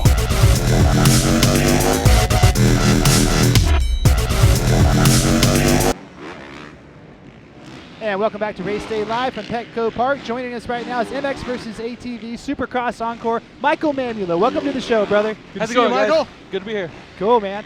Well, one of the coolest things about this game is the physics, how you can scrub, how it gets into the corners and skims the whoops. So that's where you guys did that. How did you do that? Oh yeah, well it's been a long process. We've kind of had an engine existing, so we brought that forward, tuned it up, added a couple new things, and then we've of course had a lot of input over the years and such. As you guys know, Stefan Roncada works with us, so he gets a lot of input from the pro rider sides of things. So we've been able to tune it, and it's really just an evolving process. We're always trying to improve. And your studios are down in Phoenix. That's where you're at. Stefan lives down there and everything. Right. Yeah. Yeah. So you'll see us for round 5. Well, the thing that I like though is everybody that works on that, everybody rides. They know a motorcycle. It's just not like they got a computer guy and says, hey, put these in. I mean, everybody enjoys motorcycle racing and riding, and I think that shows in the MX versus ATV Supercross Encore. Yeah, we definitely, I've been a racer myself, of course, Steph. We have a lot of disciplines, everyone from just the casual weekend warrior to expert racers. So. Everybody like Phil Nicoletti right here on the track. Oh, man, yeah. We need to talk to him about getting him in the game. Yeah, absolutely. You know, he kind of has a special role where he comes off the bench. You know, if one of his teammates gets injured or suspended, which is the case right now, Phil Nicoletti jumps in. But Phil looks good right now. He sitting in 4th place. Yeah, not bad for him. You saw the number 34 there, the Joe Gibbs Toyota Yamaha Monster Energy team there, and like you said, he is, like a backup quarterback. Joe Gibbs, former coach, Super Bowl winning coach of the Washington Redskins, says, him and Coy got together and Jay Bone, and they said, look, we got to have a backup guy. And not only that, I mean, Michael, your sponsorship, you pay for, a team, and you want 2 riders out there. So, so we need to have 2 riders, so let's get Phil off the bench. I think it's a great opportunity, Phil and rider, There's another guy that didn't make that main event, had the problems last week with Weston Pike, Vince Freeze there. Top of the some board. Pretty good time. Yeah, he went to the top there. And Nicholas Schmidt in that second. Alex Ray, good to see Alex Ray rebounding back from last week. I know that Brian talked to me earlier on the track walk and said, look, we just got to get our times up, and Alex Ray sitting in 3rd right now with that 53.0.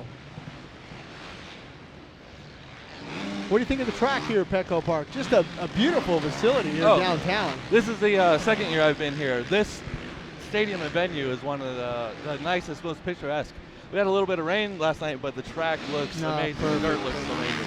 Hey, can you give us a little insight on when you're working with Stefan Roncada? How is he? I mean, I know how he is as a rider, but how is he working? Does he get upset when he's trying to does he speak French a lot when he gets pissed off? Oh, man, we tell Steph, speak English. Oh. No. Steph is awesome. He's a super hard worker. He's the most passionate, driven worker. Of course, you got to be that right in pro supercross, but he carries it forward into his video game career.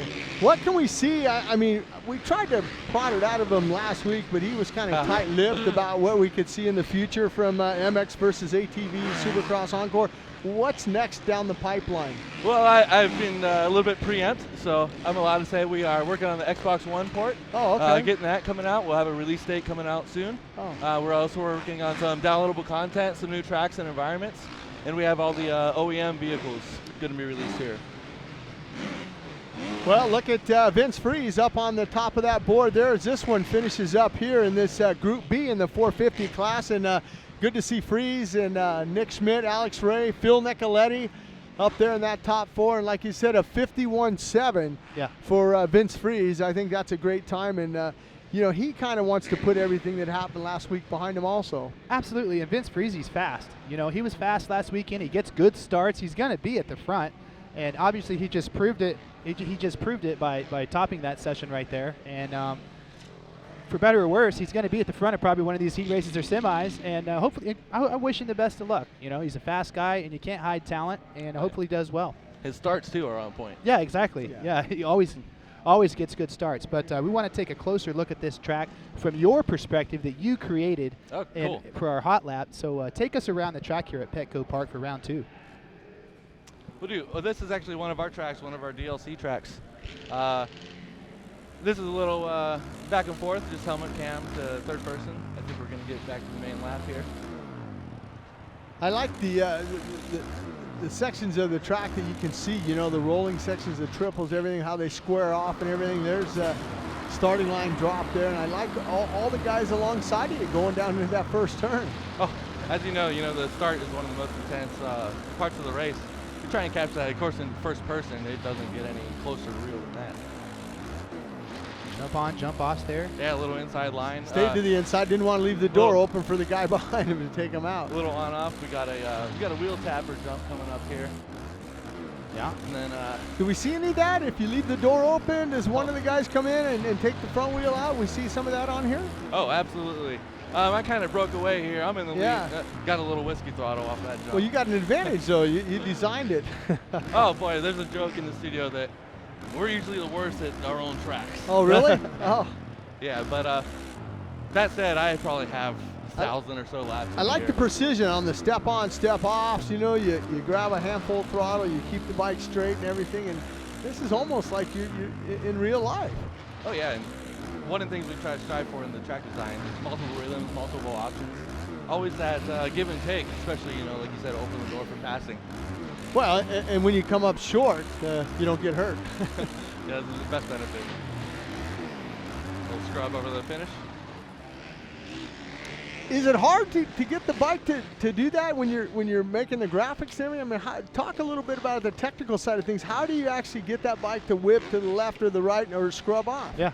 This is definitely a team effort, but that said, our tools are just pretty amazing. We can kind of tune and tweak things on the fly. So, you know, we do a lot of play testing, a lot of just actually in real-time live tuning.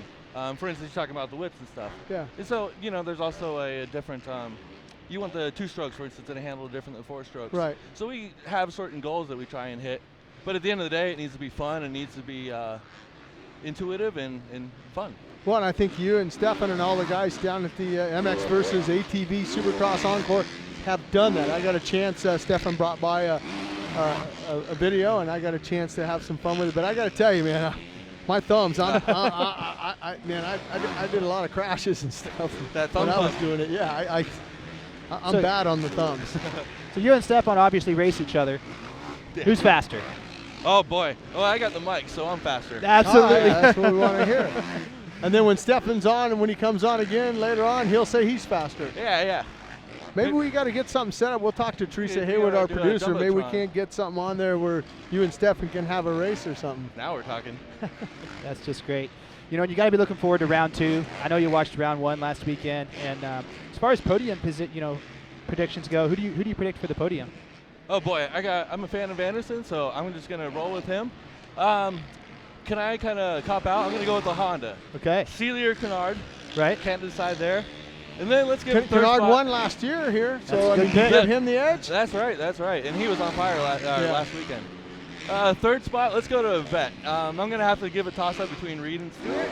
Again, I'm showing my fanboy there. Good picks. Those are excellent picks. How about the 250 class? Again, fanboy here, Cooper Webb. Yeah. Going to go with him. Jesse Nelson. Hope he's riding? He got hurt. No. Not riding. And I don't know if he'll be back next weekend. Hopefully he will, but unfortunate for Jesse Nelson fans. I missed out on that. Boy, and then, 250 class is always open. It's hard to pick. That's the hardest class to pick for sure. Right. Well, MX versus ATV Supercross video game is now available for the PlayStation 4. We can pick up the game at Amazon or Walmart or GameStop. Michael Manuel, we want to thank you for joining us on Race Day Live. Congratulations on your video game. It's awesome. I've been playing it at home. I got to get a little better before I step up to want to battle you in Roncada. But My goal is to just beat this guy. As long as I can beat Jim, I'll be happy. Well, I think I can give you a couple pointers. Yeah, definitely off camera. Give me some pointers because my thumbs don't work that well. How will do. Right. The little kids are good at it, though. Yeah. Oh, yeah. We're going to go back on track with action here in Petco Park, round 2. 2016 Monster Energy Supercross and FIM World Championship. 450C qualifying. We have Philip Klakow, 422, leading him around with the 56.3. At 422 is Adrian, I believe that's Roman. Adrian Roman out there. Doing a good job out there. And, you know, the thing about it, Andy, is you look at this final qualifying session for Group C here in the 450. Only 11 guys out there. So that's pretty good if you're in the C group. And you got a lot of opportunity to just kind of, you don't have to be around anybody. You know, normally there's a lot of people around you and everything kind of make you nervous. But here I kind of like it that, you know, you got this whole big track here at Petco Park, and yet you got 11 guys out there, which is nice for these guys. Right. Track's still holding up. Yeah, casing. Yeah. Little short 192. Who was that? That's 192 out there. Came up a little short. Benny Williams casing the finish line. Bad. Is that 846 out there on my eyes, Andy? Like I said, I don't have my glasses on. 846. That's Jason Cooper. Cooper not looking too bad, you know. Jason Cooper there, not bad. Sitting in that 5th position. It'll be interesting to see if, you know, if we stay on Cooper here, if we, after this jump here, let's see. This is where a lot of the bigger guys are hitting that triple. Oh, he came up a little short on the double. And see how he automatically had to grab the brakes and every slow down. It just throws your rhythm off if you come up short in those rhythm lanes. Once again, we want to thank Michael Mamula for coming on here and joining us. That was a good time. He's got a great game. I want to thank him for sponsoring Race Day Live. MX versus ATV Supercross Encore. Yeah, they sponsored the starting gate, which is nice. That's a good thing to sponsor, man. Yeah, that's where it all starts. Jeff Emmett key to the race. But I'm still, you know, I'm pretty impressed with the top 5 in the 450A qualifying, with Porcel, Seeley showing up again, Tomac being in there. You know, pretty much the podium. Dungey fast again. It's going to be a good race. I think that we're going to see a lot of passing. The whoops, you know, they're getting through the whoops easier than I thought they would, but they're going to get cupped out, and guys are going to be going faster through there than others. So. Yeah, and also Benny Williams goes to the top there with a 56.0, and in relation to Stefan Roncada's 49.2. So a little bit off. Hopefully that 56, actually now he dropped it down to 55.2. So hopefully that'll get him in the 40 fastest and get him into with the, you see there, the Monster Energy finish line there, about just a little under 4 minutes to go here in this practice. So maybe a few guys, maybe Todd Bannister can pick it up a little bit. Bannister sitting there at 55.9, which is not a bad time also. Not bad at all. Once again, if you're just tuning in, we want to thank everybody for joining Race Day Live here at Petco Park. We want to thank all of our international viewers very much for tuning in to supercrosslive.com. So, and get ready to see a show tonight. Round 2. Round 1 was amazing, crazy. All those adjectives all apply. So I don't see why round 2 isn't going to be any different. Nah, it's going to be, all 17 rounds are going to be great. Uh-huh. I think this year in 2016.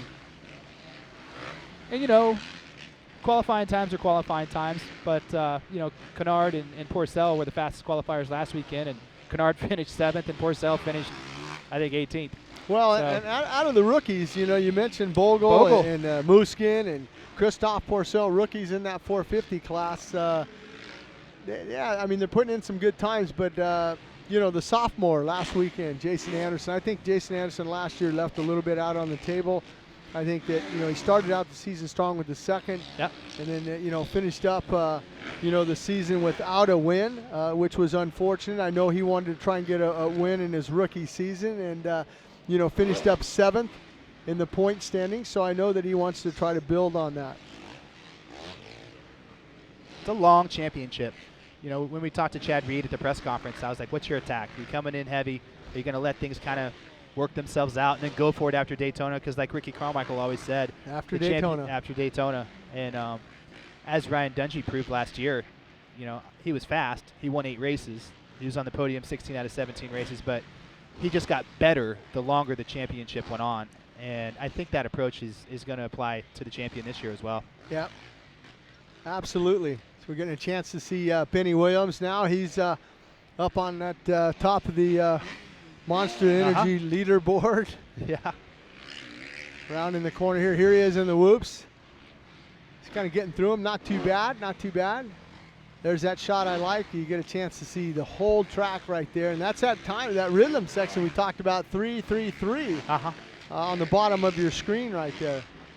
Yeah, as soon as this one's over, they're going to have a track walk, and they're going to work on the track a little bit in some of those places. Probably take those ruts out right there, put a little water down. Now, who would have thought that last night when we were coming home from dinner and getting rain on our heads? Yeah, maybe just a little bit in some of the corners here, but I think that with all the shadows that we're seeing out on the track, I think that's going to help those sections. So obviously, when you put down the water, you want to put it in the the sunshine area, because that's what's going to dry out faster. You know, it's kind of funny. I want to go back to Vince Friese, and you take away the fight, you take away the trouble, and he rode pretty good last weekend. He rode really good last weekend. I think he's going to be pretty fast tonight, and you know, maybe surprise some folks, get in the main event, maybe be a good fantasy pick. Yeah, I mean, you know, last weekend he didn't get in that main event, and the things that happened, you know, with him and Weston. I think, you know, yeah, your mind's not right next week. You know, I mean, the week after it's right, but I'm talking about that night. Yeah, I didn't look for him to, you know, at least he got out of Anaheim and he's here at San Diego. So, yeah, I mean, Freeze definitely should be in that main event. Did get a written warning, did get probation. Vince Friese did. Yeah, I mean, you just can't, you know, let that go, you know. I mean, it was twice that it happened, and, you know, they've had history in the past, you know, when they were both privateers coming up. Washougal. Yeah, Washougal and Supercrosses. I think Oakland one year they got into it, you know, and, but. You'll have guys like that throughout your career, though. Isn't that funny? Yeah. Checkered flag is out, and it is Benny Williams, number 192 on his Yamaha with the 55-1, followed by Todd Bannister, Philip Klakow, David Pulley, and Jason Cooper rounding out the top 5. We still have some more guests coming up. I'm going to talk to the gentleman that finished 11th in his very first Supercross last weekend, Hayden Mail-Ross, and it's going to be fun to talk to him. Got to talk to Tim Ferry and hear about his hard work, his dedication, you know, and I asked him, like, Tim, tell me something. Give me something insider on this guy. What's he do? What are his hobbies? And he's like, riding dirt bikes. And he's a workhorse. Yeah. Workhorse. Yeah. Want to welcome everybody to Petco Park here today in beautiful San Diego. We're on the Jumbotron, and you're watching Race Day Live. The brand new Jumbotron. We didn't have it last year for our maiden voyage, but it's definitely beautiful. It's cool, adds to the whole viewer experience, and when you buy a ticket to Supercross, you get to see yourself on that thing that's, I don't know, what is it, 100 by 200? It's big. I know that. Right. But I know that. like you were saying, Tim Ferry said he's a workhorse. I mean, Tim Ferry, you know, validates somebody as being a hard worker. I'd probably listen. Yeah, Tim was a workhorse himself. Long career, a lot of podiums. Tim didn't give up. I mean, he had factory rides, and he lost at Moto Triple X, picked him up. Then he got back with Kawasaki at the end, which is good. So that's nice. Yeah. Right. Well, we're going to talk to Hayden here a little bit, but we got some words from our sponsors coming up. Then we're going to take a little break. Stay with us. Sponsored by Yamaha, from world-leading motocross, supersport, and cruiser motorcycles to ATVs, side-by-sides, generators, and more, Yamaha revs your heart. Oakley is proud to be the official eyewear sponsor of Monster Energy Supercross. Follow us at Oakley Motorsports and at Oakley on Instagram and Twitter. Motorcycle Mechanics Institute wants to give you a 2016 Kawasaki Terex 4LE side-by-side. Go to www.winthatride.com to enter for your chance to win.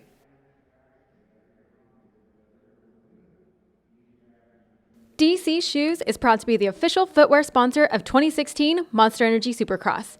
DC, defying convention since 1994. Check out our latest products at journeys.com. Amsoil. Let nothing stand between you and a great day of riding. Protect your weekend. Choose Amsoil synthetic lubricants for your bike and your truck. Getting out in front on the racetrack or on the trail requires every performance edge you can get. Amsoil Synthetic Dirt Bike Oil is formulated to maximize horsepower. Its synthetic base oils reduce energy loss to friction, meaning your engine works less to deliver more power to the ground, helping you get out front and stay out front. Amsoil Synthetic Dirt Bike Oil. Out front performance.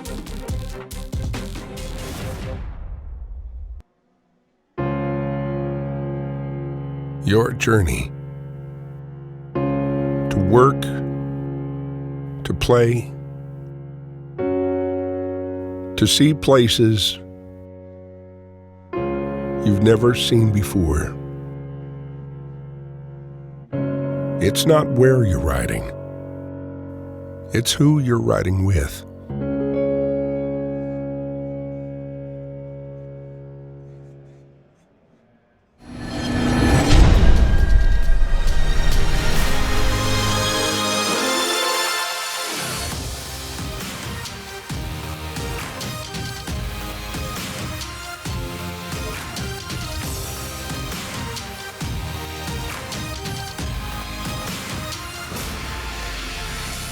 For over 30 years, Rocky Mountain ATV MC has worked hard to become your premier destination for OEM and aftermarket parts, apparel, and accessories. Starting out with one person in a small one-room facility, the founder and his team have grown Rocky Mountain ATV MC into your one-stop shopping destination for power sport enthusiasts throughout the world. We sell the parts and accessories you need. We sell them at a low price and get them to your door quickly. So go to our cutting-edge, easy-to-use website to get the parts and accessories you need. At Rocky Mountain ATV MC, we take processing your order seriously. Every order that comes through our state-of-the-art warehouses is processed with care, speed, and accuracy. Our multiple locations and efficient team ensure your order is shipped correctly and arrives at your door quickly. We offer free shipping on orders over $99, and when ordering apparel, if it doesn't fit right, you'll get free shipping on the first exchange. We want to make sure your shopping experience with us is a good one and risk-free.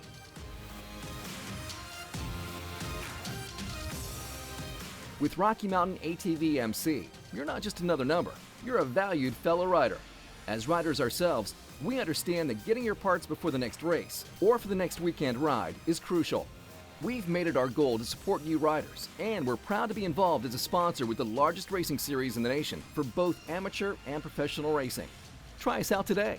RockyMountainATVMC.com. Get ready.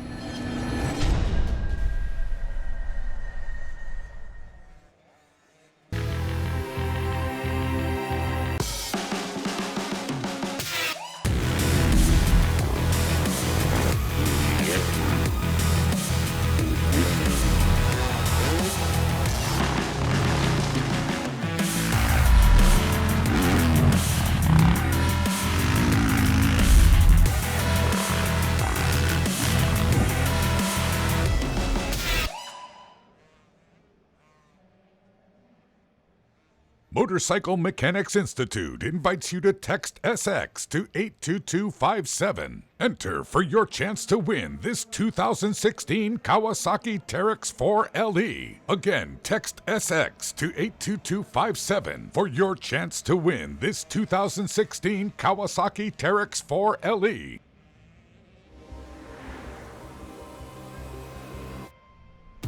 There's a lot of performance hidden in these tires. These tires are insanely good. Selected as a Consumer's Digest Best Buy.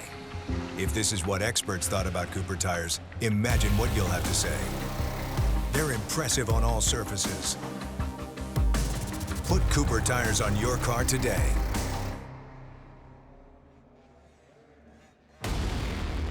Everything you thought you knew about off-road vehicles is about to be redefined.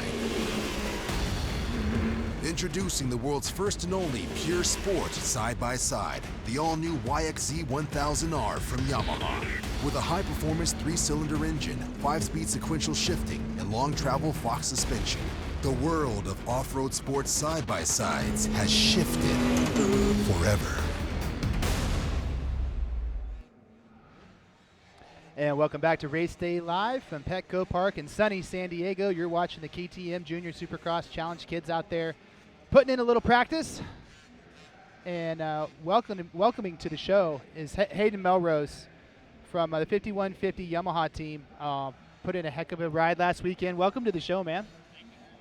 It's nice to be here. Hey, I want to shake your hand. Last week, that 11th, your first Supercross ever, your debut at Anaheim, man. What a great ride you put in. Yeah, for sure. I mean, for my first ever ride, I didn't really have too many expectations on myself. You know, it's the Anaheim A1. There's enough pressure on yourself as it is. So to come out with an 11th, that's a dream come true. You know, especially to race in front of thousands of people, and do it in America. It's unreal. So I couldn't have been more happy with how the outcome was. So kind of take us back. You're sitting in the tunnel.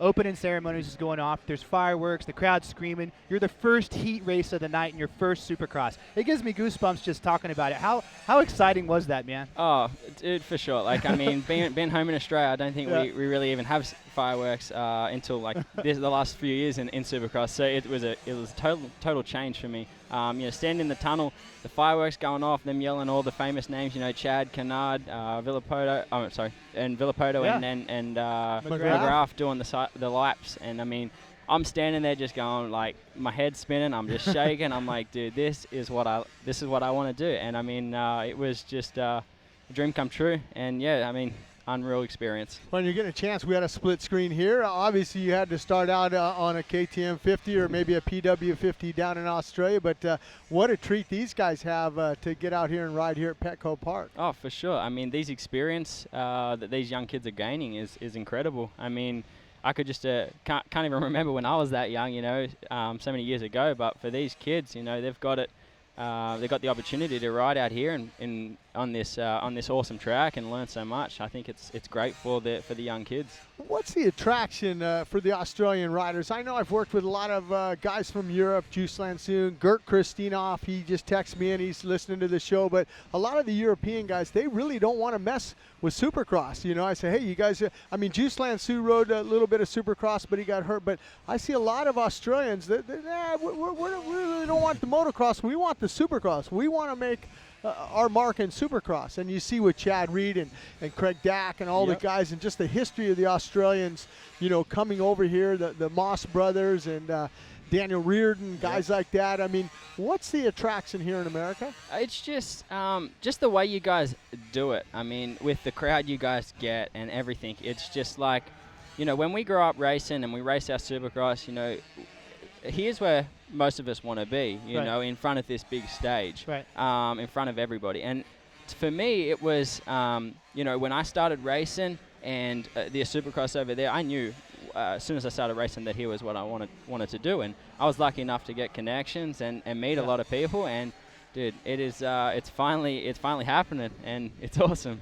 You know, another thing that's really awesome is, you know, your manager, Terry Beal, and one of your major sponsors is the Race for Autism. And that's got to feel great to be a part of such a good organization for such a good effort, for such a good cause. Oh, for sure. I mean, this team is a very, very new team. We've only been around for a few years.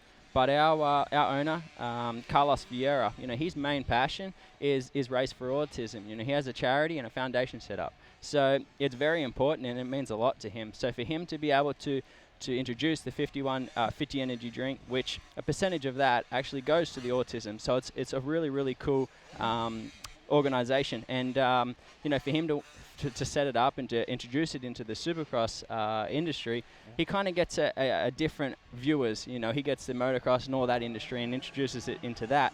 So it's really cool, you know, to be part of it, and with the 5150 and the Race for Autism even being on the bikes, you know, them kids, you know, don't have a lot. Exactly. Yeah. And it's just so cool to be part of that. And it just makes, when I'm racing around out there and I'm in a good position, it doesn't make it just about me. It makes it about the kids and being able to display, autism and bring awareness to the situation, because it's a really cool organization, as I said. Well, and something I like about your owner, he brings over Terry Beal. Terry Beal with his experience. Craig Monty, he's over there helping you guys out and everything. He seems like he's assembled a good group. You have a good teammate. Zach Bell also made that main event. Finished down behind you a little bit, though. But, you talk about, you made some connections. One of the major connections, I think, that Andy and I were talking about it off camera, Timmy Ferry. Red Dog. How did that connection happen?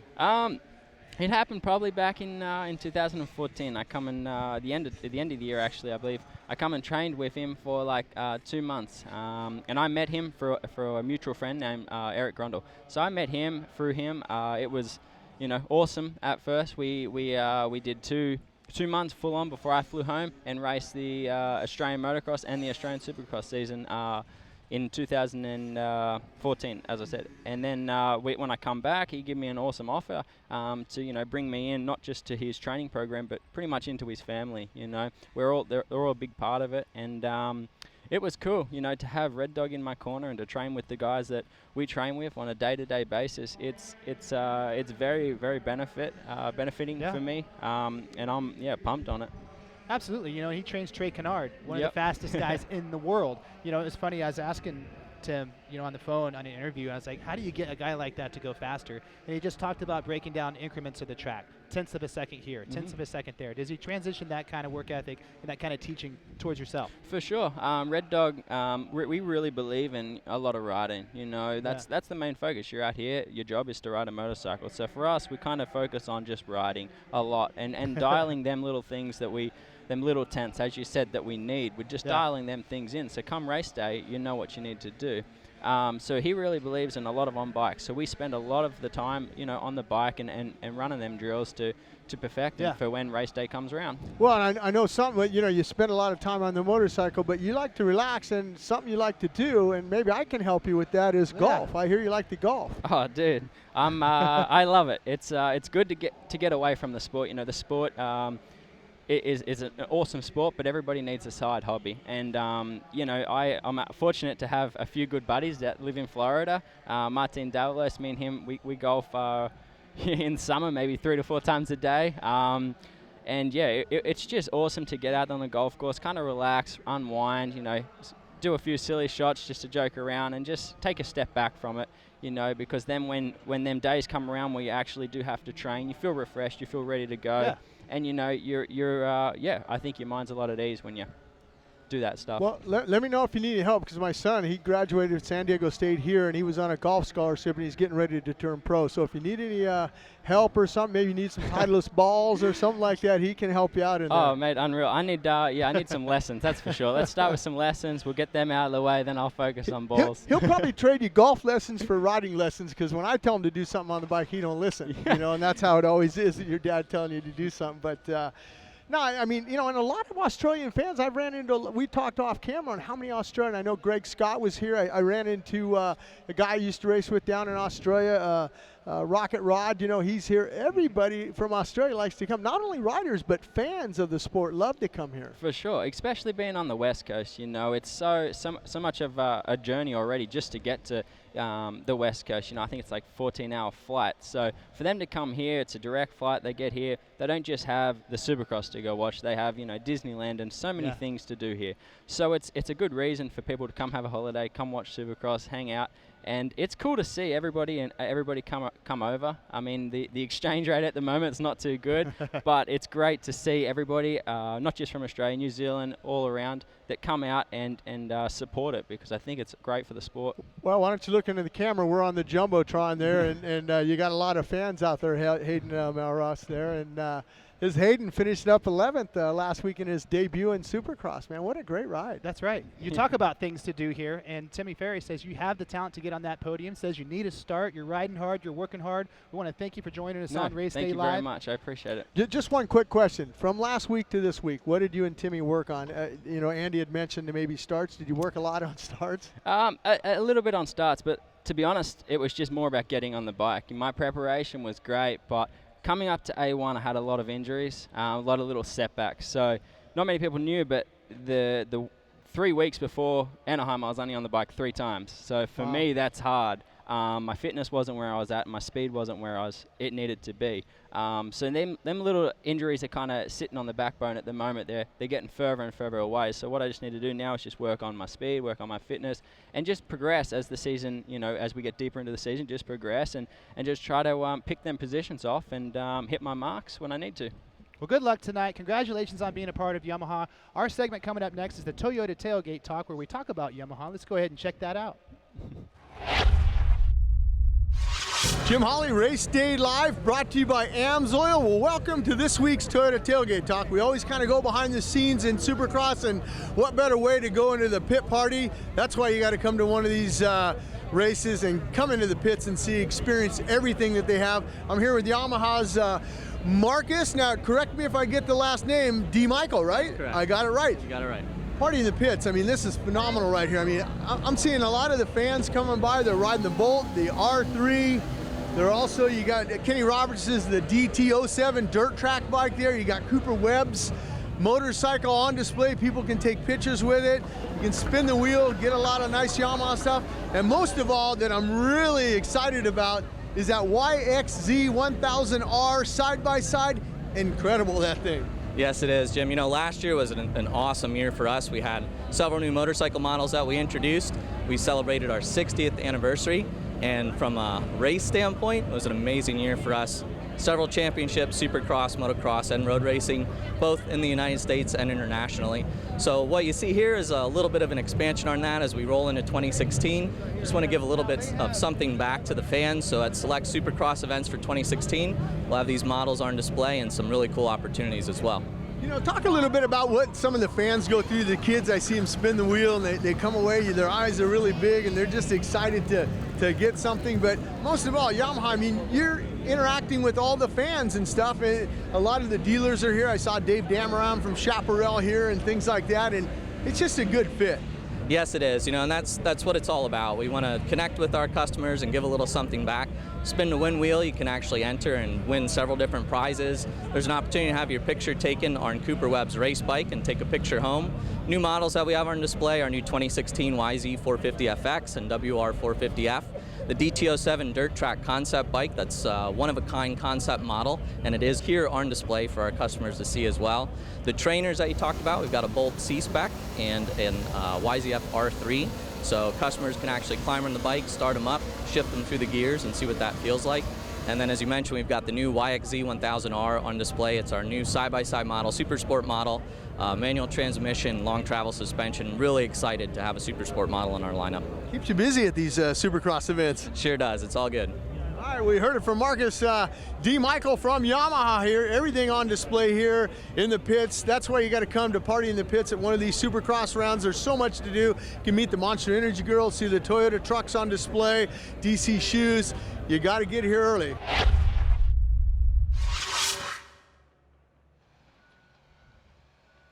And welcome back to Race Day Live. Andy Bowyer, Jim Holley joining you today. Thank you for joining us. Want to thank all of our international viewers. Just had an international rider on here, Hayden Mel Ross. Not Melrose, Mel Ross. Mel Ross. Look for that number 72. Watch him tonight. He's a good one. He's coming up. Yeah, good to talk to him. Cool story. He was super pumped last weekend. Feels good about tonight. Got Tim Ferry in his corner. But they're doing some track maintenance right now. But we're going to go ahead and take a closer look at this track and do an MX versus ATV Supercross Encore Hot Lap. Jim Holley, take us around this thing. All right, let's do it. Michael got the whole shot. He designed this game here, but he's going to run it down in the first turn. I really like the graphics that these guys put up here at the MX versus ATV Supercross Encore. It's just so realistic, when you get around here, the timing sections. And, if you make a little mistake, that was a nice whip there. You're going to come into this right-hander, but we're going to take a look at the start again here on the MX versus ATV Supercross Encore. And, like I said, just the graphics and all the sponsorship, the tough blocks you see on the side and everything. Although we're going to have to talk to Michael because I don't see a Race Day Live tough block out there. Got to have those. Got to have those. But it's just interesting to see, how this game is played. And like I said, I got a chance to take it home and I'm just bad at it, but Stefan Roncada and Michael, these guys are experts at this game here, and it's just pretty cool to get some of your buddies over and race against each other. And I like how they cover the lines. They don't leave the door open for somebody to get underneath you and move you out of the way. But although if you do leave that door open, Andy, you're going to get taken out. Somebody will take you out, that's for sure, because there's a lot of guys behind you here if you're leading it at this point. But just look at the view that they have right here. Step on, step off, double that section there, and the left-hander, and just the graphics, like I said, are phenomenal. You look at all the sponsorship dollars. There's Pro Taper and there, Oakley. Looks like that might have been a KTM banner there. But look at the dirt. I mean, it's cool. And we talked to Stefan last week, and expect some mudders in the future. They may come out with one of these things where it's going to be a race that's going to be a mud race for these guys, as you see a nice whip right there. And welcome back to Race Day Live here at Petco Park. It's already round 2, 2016 Monster Energy AMA Supercross and FIM World Championship. That was your hot lap with Jim Holley. And we want to thank Michael Mamula for joining us on Race Day Live and explaining to us the physics of that game. We want to remind you that MX vs. ATV Supercross Encore video game is now available at PlayStation 4. Pick up your copy now at Amazon, at Walmart, and at GameStop. We've got a little track work going on, Jim. Looks good. A little bit of moisture underneath the top there, coming back up to the surface. I think that that's a staple here at Supercross. Anytime we have a little bit of a downtime, which we have a break, the guys are out in the pits right now, and that's why it's very important to come here and see it live, because you get the autographs from the guys. I mean, I come here, and if I go to a baseball game here, I'm not going to get Mr. Kemp's autograph here, but I can come here to Supercross and I can get Ryan Dungey. And James Stewart, if I go to the Chad store Reed. and I get a Wheaties box, I can have Ryan Dungey sign it. This gives the opportunity for the Feld Motorsports track crew to get out there and just make this track so nice for the final qualifying session. We're going to see if, Stefan Roncato's 49.2 can hold up, or maybe Eli Tomac can break it down and have the fastest one after those qualifying sessions. But it's absolutely well. But I just enjoy this part, because it gives the guys a little bit of a break, and it gives the guys an opportunity to come out on a fresh racetrack. Absolutely, and it's got to feel good when you're coming out to put in your hot lap. Everything's nice and packed in. You can rail the corners. Well, what Reed say last weekend when he was on our show, you can just send it down the whoops. Send it. I don't know if I'm sending it down the whoops today. These guys are big. But let's check. Mayra got a chance to go down at the MMI Top Tech Award, $500 for Oscar Vitamin. Ken Roxon's mechanic. They had a little bit of a fire drill to get that bike ready for the main event. So let's take a look at it. Hey guys, Mayra Tinajero with Race Day Live, presented by Amsoil. I'm here with Oscar Weirdeman. Well, Oscar was the recipient of the MMI Top Tech Award last week, and I have a feeling, I don't think it's that wild of a guess if I say that it had something to do with, that mad dash, fire drill sprint to the pits to get Kenny's bike back in top shape after that gnarly heat crash that sent him into the semis, right? No, he went down with when he hit Barsha in the heat race. And he destroyed the bike, so he couldn't finish. Kind of show me a little bit about what you had to do to the bike when you guys came back here. Yeah, he bent the bars, cables, brake, front wheel, rear fender, radiators, side panel. So a whole lot of stuff, and I heard it was all hands on deck to get you back to the gate for the semis. Kenny Watson was involved, your truck driver, everybody had to come in and help, right? Yeah, no, it was a full-on team effort, I'm not sure how much Watson was involved, but well, he had to go back out. Was there. Yeah, no, we were probably 4 or 5 people. Yeah, totally. I totally understand. He totally destroyed it. Good thing that he was able to get back to that semi. Now, at a race, it's obviously, you want to get your guy to transfer to the main directly from the heat, but sometimes, like last week, he has to go to the semi, and there's even nights when he has to go to the LCQ. What are you doing in between these motos to make sure that he's back to, top shape to get back out there for the main event? Yeah, obviously last week we didn't have too much time to talk to him, because we were just trying to get the bike ready. But no, they're professionals. They know that sometimes bad stuff happened, and hopefully we got our bad luck out at the first heat race, the first lap of the year, and hopefully that's it, and we stay off the ground. Yeah, totally. You won $500 out of the deal with your award, your Top Tech Award. So what are you going to do with that? Are you going to take it out to the casino? Valentine's Day's rolling around. What are you going to do with that? No, we started off and bought pizza for everybody at the shop this week. So. And that's awesome, sharing the award. That's cool. Good for you. Hopefully this week you don't have to do any more mad dashes, all hands on deck type of intense repairs on the bike before the main event. But good work, good job, and we'll see you out there. All right, thank you very much.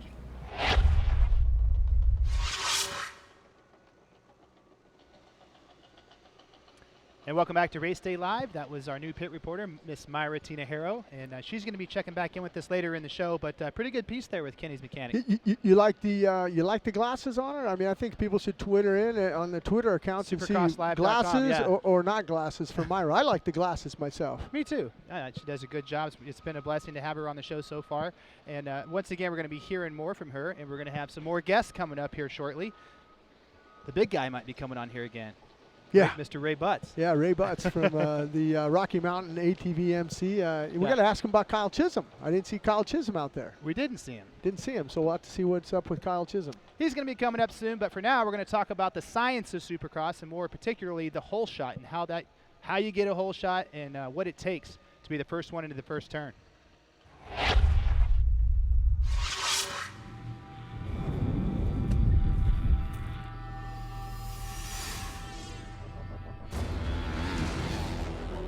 When you're in the gate, you hold the throttle at 25 to 30% the entire time until the gate drops, then you go 25 to 100. Our goal is to keep him in the peak torque of the engine. Typically, the RPMs need to be pretty high, near the rev limiter. As he puts the power to the ground and leaves the gate and the bike starts to accelerate, the RPMs will actually lower as the back tire RPM and the engine RPM start to equalize. When you're in the gate and you're on the clutch, you like to hold it just where it's engaged, but you try to find right where that sweet spot is where you can feel the bike almost jumping. And then when the gate drops, that way you can ease it out or drop it depending on the dirt. You can't rely on hearing the bike because when you're in Supercross and you're sitting on the line, there are 21 other motorcycles and an announcer. You physically can't hear anything. We have a feeling in our wrist exactly where it is, and you need to do it all off of just memory of the training that you put in. Everybody's a little different as far as body positioning goes. Taller people sit farther forward because they've got longer torso, and short people like me sit a little farther back, and then we get our chest really, really low to make sure that we stay over the front for as long as we can. A slicker track, you want to get a little bit farther back to get as much drive to the rear tire as possible. As he launches, the weight of the bike wants to go to the rear. We use a hole shot device to get the weight of the bike more on the front wheel. So if we lower the front, it helps keep the weight forward, the front end down, while he's getting traction to the back. As they leave the line, it releases, and then they get full function of their fork for the rest of the track. Everybody shifts a little bit differently. I shift with my toe, but I know a lot of pro riders shift with their heel. Your shift can vary from, 30 feet out of the gate to 60 feet out of the gate. It kind of just depends on how the dirt reacts. Probably one of the most important things is just the actual gate drop, timing that to where when it's halfway down you're taking off. It just comes with reaction and time doing it over and over again.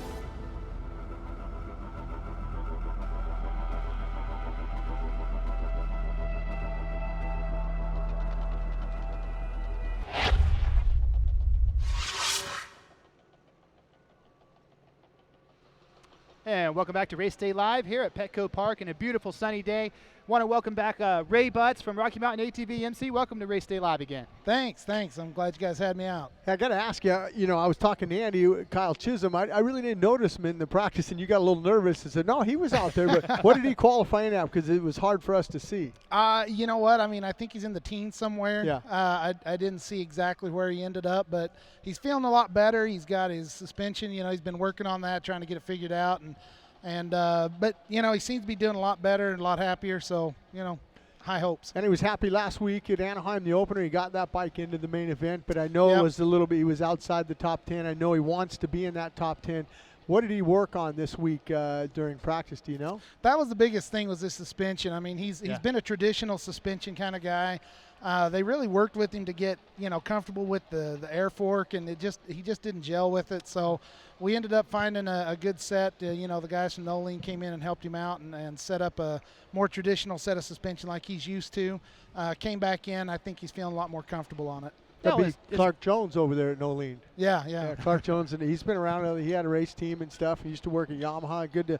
I always like to see guys that have the knowledge, that have rode motorcycles professionally, and then they get into a business like Nolene with the suspension and stuff, and they're really hands-on over there and working with the guy and making them happy. You bet. Yeah, I mean, they're awesome to come over and work with the guys and really talk about it's really down to the minutia almost. I mean, a guy like me, I could go out there with 2x4s strapped on and probably couldn't tell the difference. But those guys, it just means the difference, and to really go out and go from 15th to 7th, 8th, 9th, you know. Yeah.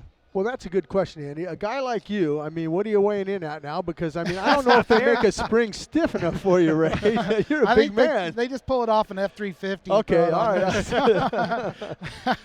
Well, speaking about big things, the Rocky Mountain ATV MC Fantasy League this year is absolutely huge. Your grand prize is a Toyota Tacoma. Talk about how that came together to give away a pickup for playing Fantasy Supercross. Well, we've been working on this our 3rd year of Fantasy, and we like to work with the group at Feld and really talk about all the partners that come into Supercross and everything, and we just kept asking them, hey, who else can we bring into this that would make sense for them? And I guess Toyota's really wanting to expand out and look for opportunities to give a truck straight out to a consumer. And then, it just folded in nicely. Feld set us up. We had a meeting. Next thing you know, we're good to go.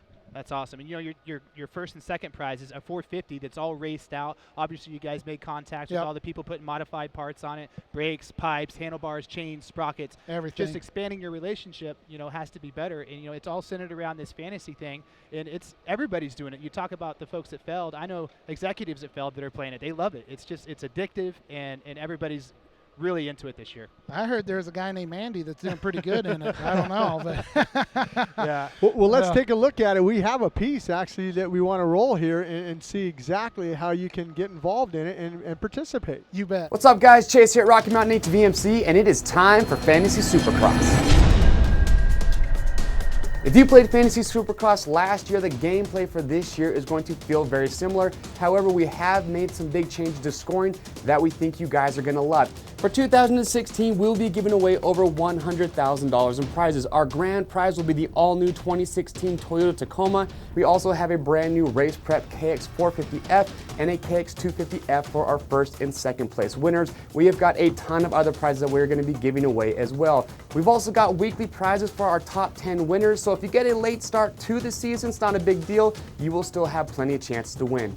To start playing, simply go to www.rmfantasysx.com and create an account. RM Fantasy SX is fun, it is easy to play, and it makes Monster Energy Supercross even more exciting, so make sure you sign up and start today.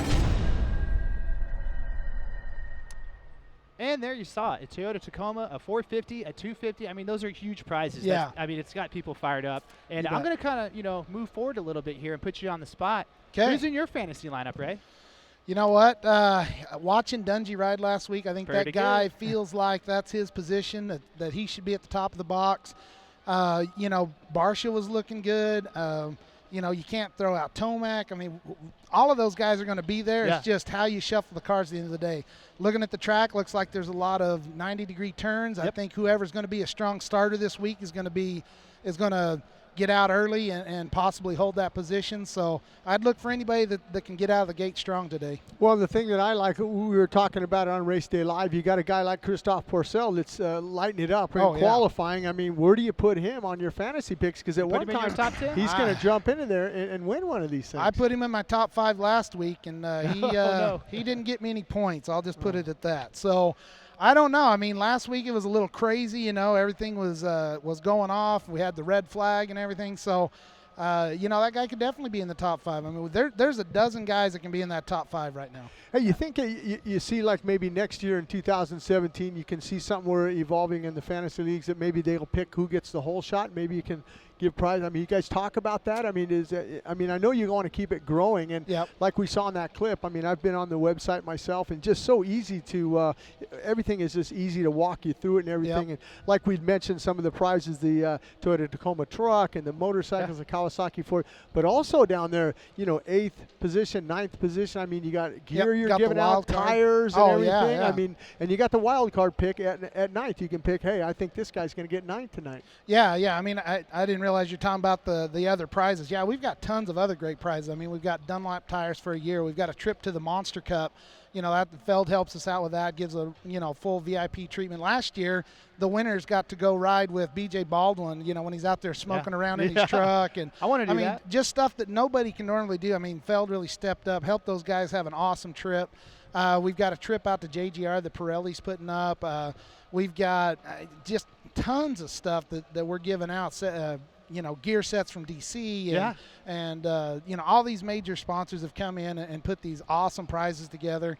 We're totally stoked. And not to mention our weekly prizes. I mean, even if you come in the middle of the season and go, I can't win, every week we're giving away a few grand worth of prizes to the top 10 of that week. So there's no reason to not play all year long. No way. I wanted to tell you what to come. I want to go to the Monster Cup. I need tires. That's Absolutely, right. man. But we can't be more grateful for you helping us on Race Day Live and being one of the title sponsors. Oh, yeah. Congratulations on everything working out. This is the biggest, deepest field in history. So it all kind of came together there. Yeah. And we just want to thank you for joining us on Race Day Live. Yep. Thank you, gentlemen. Tell Kyle I want to see a top 10 out of him tonight. Hey, he can do it. I'll give him the word. All right. All right, we got some more guests coming up. We're going to hear from one of the little guys, so stay tuned. A couple words from our sponsors. We'll be right back.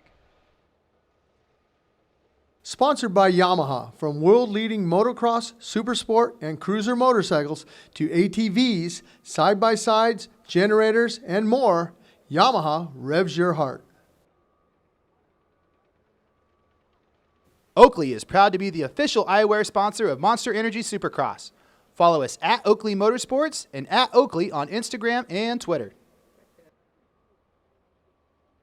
Motorcycle Mechanics Institute wants to give you a 2016 Kawasaki Teryx 4LE side-by-side. Go to www.winthatride.com to enter for your chance to win.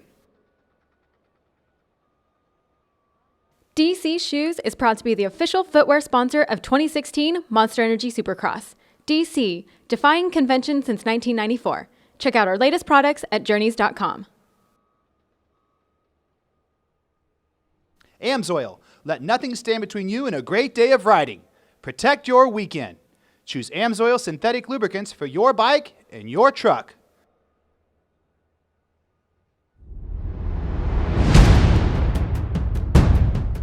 Get ready for RM Fantasy SX, the ultimate Monster Energy Supercross Fantasy Challenge from RockyMountainATVMC.com. We're giving away over $100,000 in prizes, and it's completely free to enter. Top season prizes include a brand new 2016 Toyota Tacoma, round-trip tickets with hotel to fly you and a guest to Rocky Mountain ATVMC to pick up your brand new customized FMF, KX450F, or KX250F. There's also a VIP trip for two to see the 2016 Monster Energy Cup in Las Vegas. 4th through 10th place season winners will be awarded prizes from Pirelli, GGR, Dunlop, Alpine Stars, DC, and others.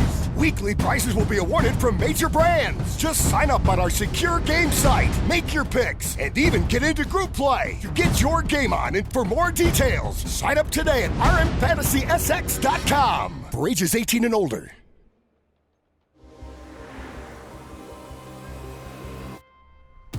There's a lot of performance hidden in these tires. These tires are insanely good. Selected as a Consumer's Digest Best Buy. If this is what experts thought about Cooper tires, imagine what you'll have to say. They're impressive on all surfaces. Put Cooper tires on your car today.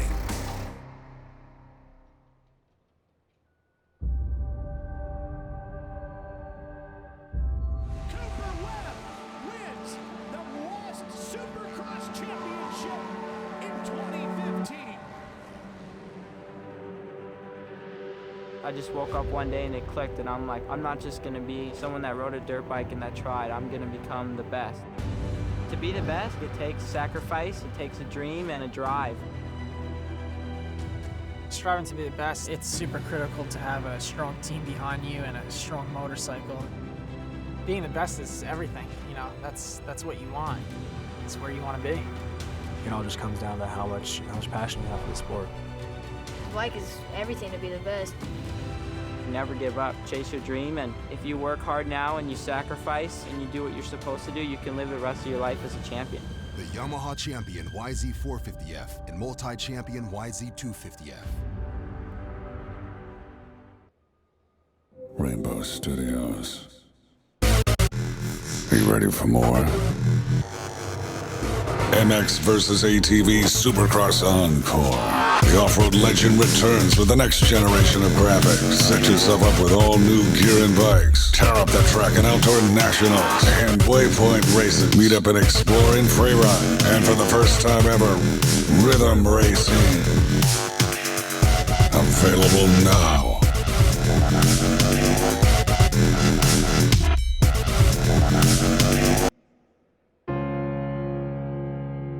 Your journey.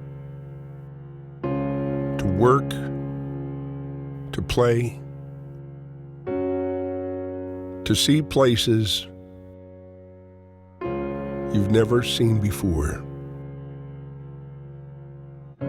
It's not where you're riding. It's who you're riding with.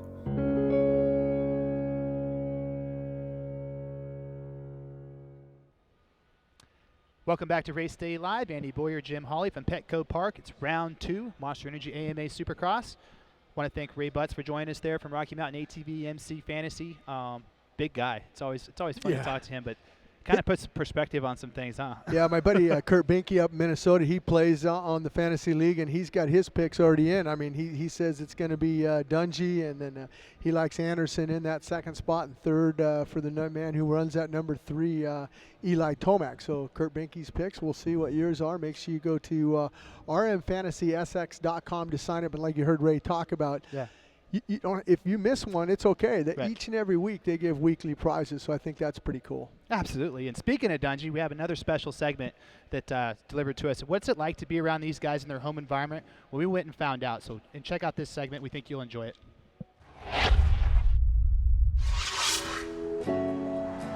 Belle Plaine is definitely a small town. I think it's about 5,000–6,000 people, and it's real nice. A lot of farmland, a lot of country, real peaceful. Things kind of slow down a little bit. I really believe it made me the man who I am today, for sure, and it made me work hard.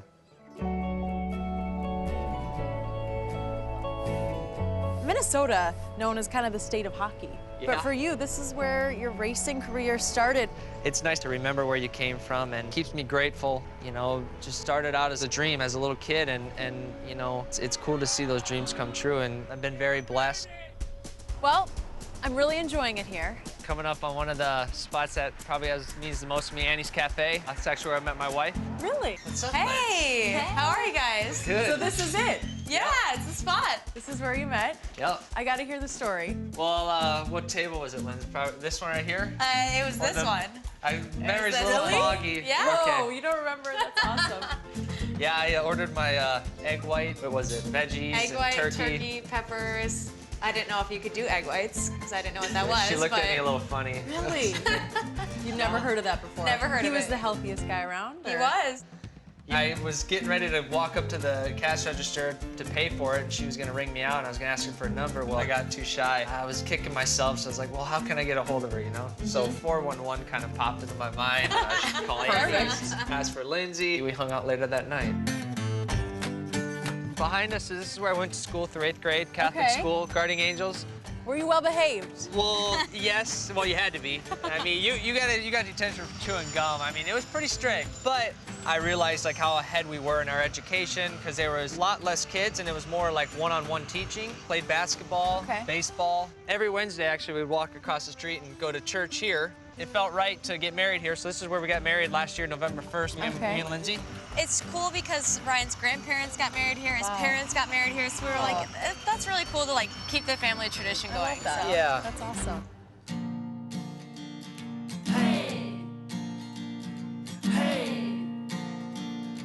This is actually my grandpa's land. So Really? yeah, he lived right over here in a house just straight across. So this is where I grew up riding. Actually, it started over here riding a little bit. Well, then that got kind of closed down because the pickle factory over here. Oh, okay. It's amazing, you know, I mean, just all the laps we spent out here, and I think we had like a minute-long track. Were the Dungeys known around town as the riding family? Yeah, oh yeah. Did you ever hear complaints? Not really any complaints, just like we can hear the noise. Nobody ever complained, and thank God, because we wouldn't have had a track. By this tree, we had a little on-off, and oh, good. Yeah, I hit neutral off that. That didn't end so good right there. Dad get off work, we get out of school, we'd be down here riding. This seems to be our final spot right on Lake Minnetonka. It's absolutely beautiful here. Fortunately and thankfully enough, we were able to purchased a lot here. This time next year, it'd be nice to break ground. We look forward to building our future home here. Where's the room for the racetrack? Where's the dirt track? We're switching to jet skis. We're having a course out on the... Okay. This has just been so much fun, so thank you. Thank you. Hey. Hey.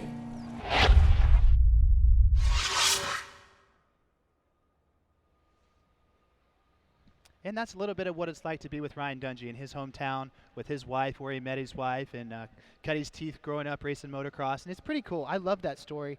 I grew up in the Midwest, and it always seems like a lot of the Supercross champions came from California, you know, and to see somebody from Minnesota, you know, come and make it and be on the cover of Wheaties, be an ESPY, be the ambassador for our sport. You know, it's a really cool story, and Jenny Taft really did a good job. Yeah, I was a little bit jealous that Jenny Taft got to do that because that was such a nice piece she did. Right. I like when you go back to your home roots, you know, like Ryan said, in school, you know, there was probably, you know, not as many people as like in Los Angeles School District or something like that. But, I mean, just Ryan, the work ethic, and, you know, that was his grandfather's land where he got a lot of memories there. And you heard he's going to build his house when he retires from racing, probably there and stuff. So I think that's pretty cool.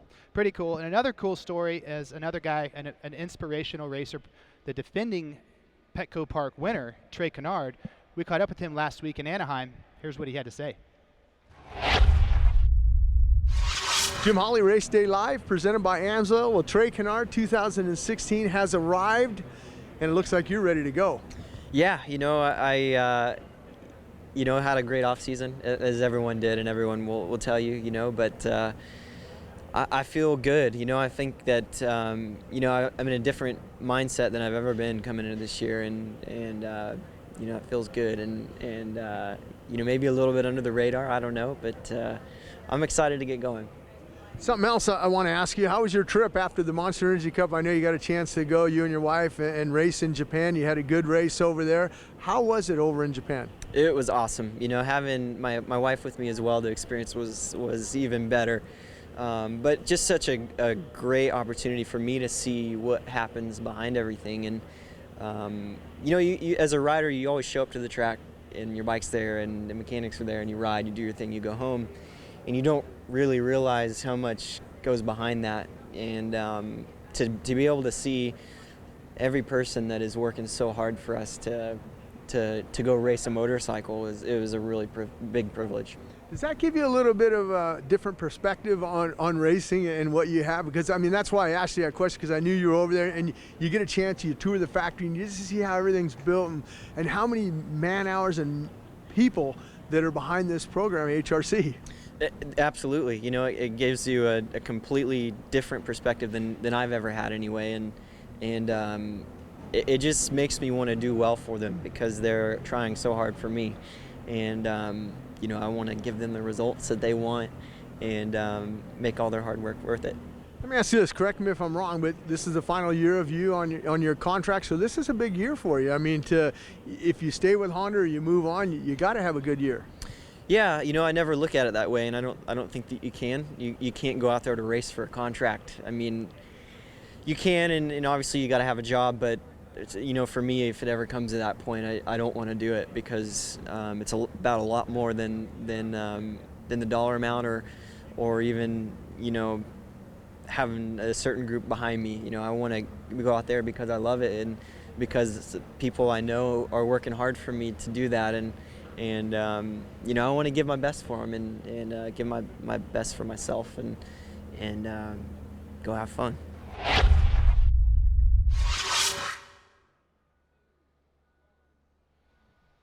That was a good piece from Trey Canard, and you know, what an inspiration. He's come back from so many injuries time and time again. He doesn't just come back, he comes back with the speed to win races, Jim Holley. Well, and like we've talked about, you know, when you win a race like he won here last year, you know, you come back to a familiar area, Petco Park for him. I look for him to be strong, maybe a fantasy pick for a winner tonight here again to go back-to-back at Petco Park for him. Absolutely. Strong team, you know, with HRC getting back on there, but I'd like to think we have a pretty strong team, and Miss Mayra Tinajero caught up with Mike Williamson last week at Anaheim 1 at the season opener. Here's what they had to talk about.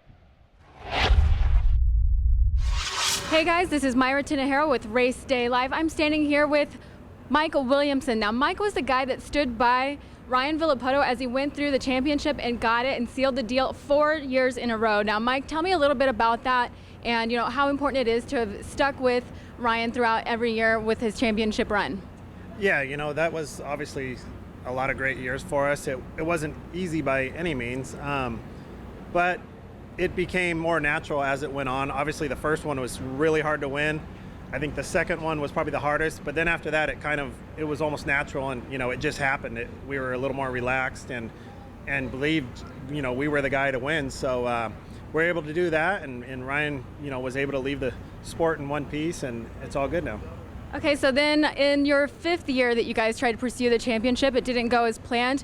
So, you know, after that, you moved into a new position. Tell us about your new position and what you're doing now with the team.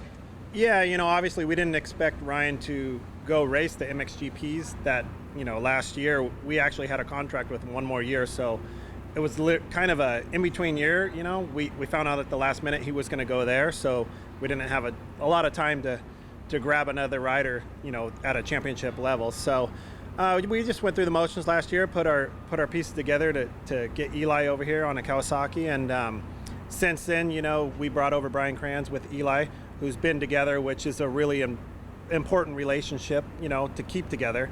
And I've moved into a crew chief position here for Eli Tomac, and, you know, for me, it's to help Eli and Brian both, you know, do what we did, do what Ryan and I did, and what Kawasaki does, and, you know, and that's win championships. So he was able to win some races, and now it's time for the next step and win a championship. Absolutely. With Eli Tomac's race wins last year, Monster Energy Kawasaki definitely saw the value in bringing him onto the team. Along with him, Brian Kranz. Brian, tell us about your experience so far with the team. So far, my experience with the team has been great. You know, everybody has welcomed Eli and I with open arms, and it's been a really positive experience so far. They've given us everything we need at our disposal to give Eli a championship-winning bike, and you know, that's what we're here to do. Awesome. So how's the transition been from going from, you know, Geico Honda now to Monster Energy Kawasaki? You know, are you guys doing anything particularly different? You know, I wouldn't say we're doing anything particularly different. You know, they're both factory level teams, and everybody has the same goal. That's to win and to win the championship in the long run. So, you know, we're really just doing what we always have, and we're just trying to put all the pieces together to seal the deal when it counts. So are you feeling, you know, some pressure? You know, they were going for that 5th year in a row last year, and now they brought on, you know, Eli Tomac that has a legitimate prospect on getting that championship. So, you know, how are you feeling with that? You know, there's always a little bit of pressure there, but we're all very experienced guys, and we all do our job very well. So at the end of the day, it's up to Eli to make it happen and deliver on the track. Absolutely. Well, we're standing here with probably one of the most winningest teams in Monster Energy Supercross. I think they have a great chance at the title, and we'll see them out there on the track.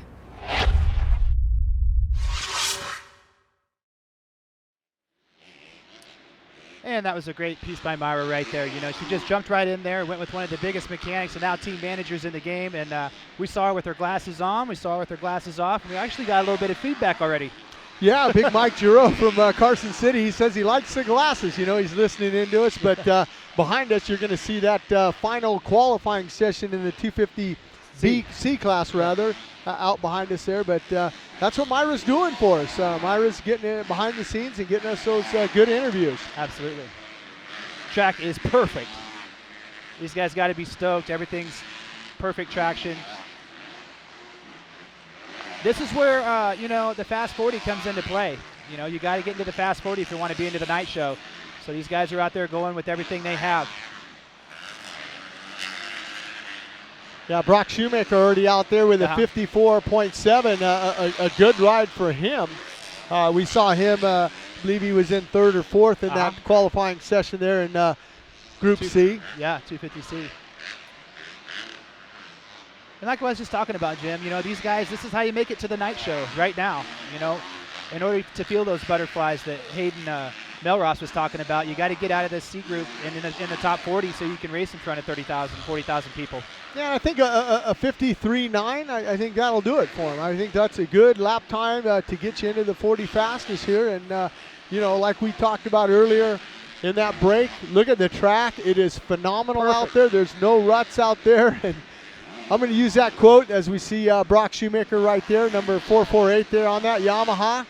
Kind of rolling the whoops right there, and he already put down a good lap time. So a lot of times these guys will go out and they'll send it on that first lap, and then the next lap they might slow it down, back it off a little bit, take a breath, and then go back out there and see if they can't, drop that time a little bit. But he knows now he dropped down to the second spot up front there. It's going to be Zachary Cummings, number 203, making his debut at Supercross here, coming through the Amsoil Arena Cross. I believe he was in Cincinnati last week in that opener.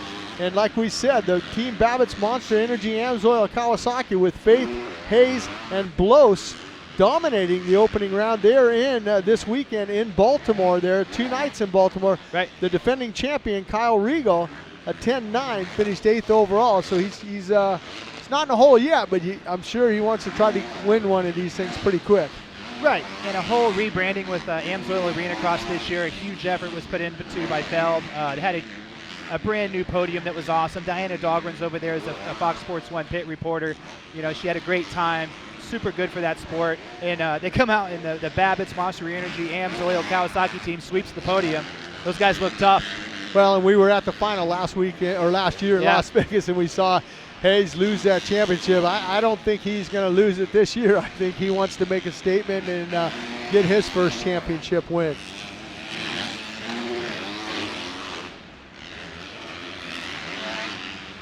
Five minutes to go here in the final qualifying session for the 250 Group C here. Petco Park, you see some of the fans starting to fill in and watch it's interesting, when there's no racing on the track, everybody in the pits gathers out to the pits, gets their autograph. As soon as those bikes fire up, they're on the track. Here they come in droves, getting ready to watch this final qualifying session here.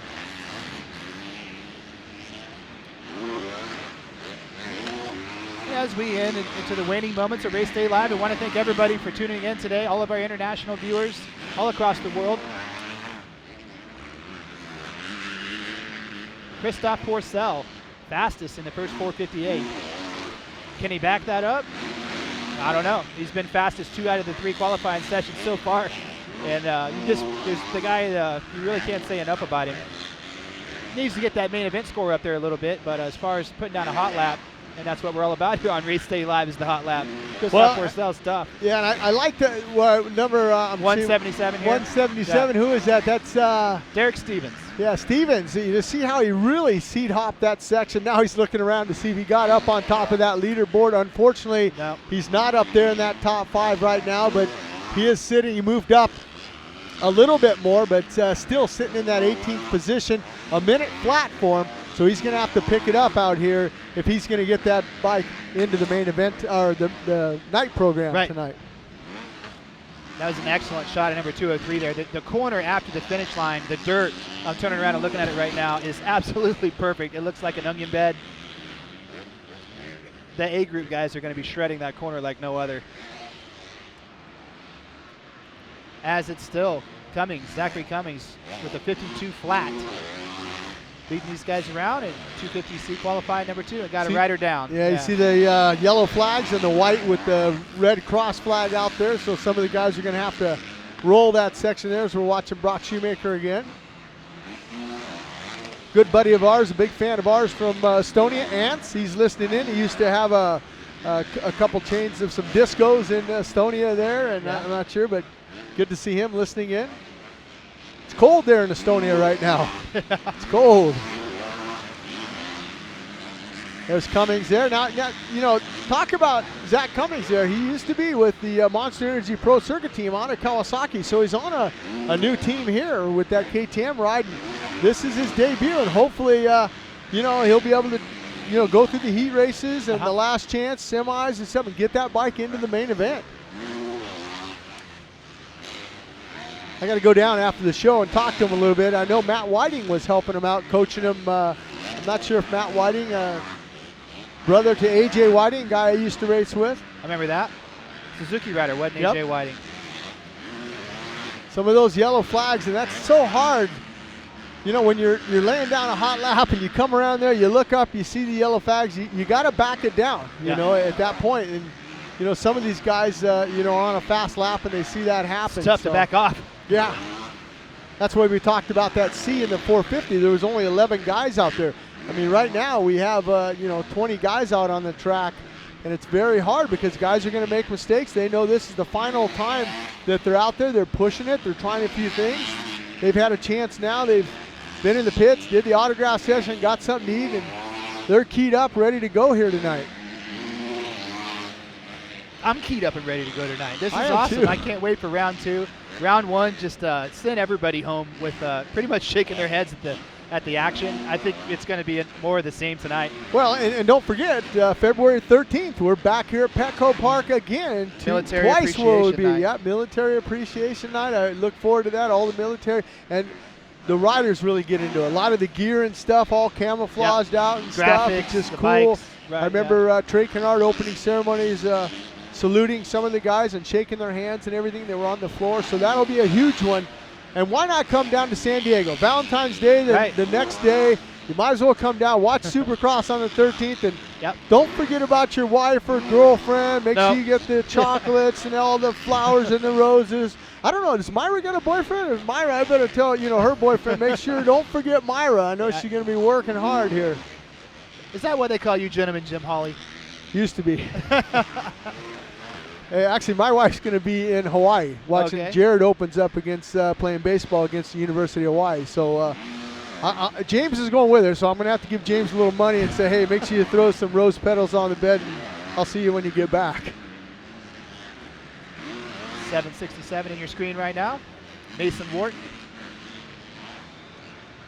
sitting in 12th position as the checkered flag comes out. Yeah, what a nice time for Zach Cummings there, 52-0. Half a second faster than the guy behind him.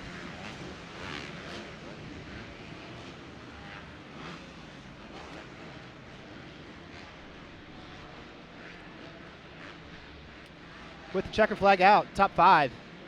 Zachary Cummings, followed by Eicher, Laringer, Brock Shoemaker, Carlos Fernandez, and Bradley Lyonnais.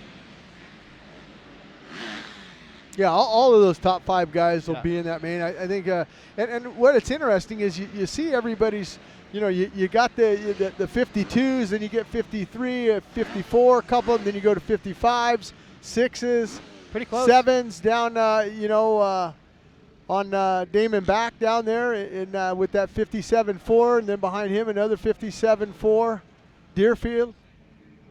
And a 1 minute for our buddy Stevenson, Derek Stevenson. So I don't know if that'll get him in. Maybe. Let's keep our fingers crossed for him. They're crossed. We're going to wish him the best luck. There's the rest of the championship right there, you know? Yep, the remaining rounds. We're here tonight at Petco, then we go back to Angel Stadium, then we're up at Oakland. O.Co Stadium in Oakland, then we go to Brand Phoenix. New venue in Phoenix. Yep, and then back here at Petco Park like we talked about. Arlington this year is a West Coast round. The East Coast will start in Georgia, then you got the Daytona. We go up to Toronto, north of the border, the Rogers Center, Ford Field in Detroit, Levi Stadium back in Santa Clara for a West Coast round.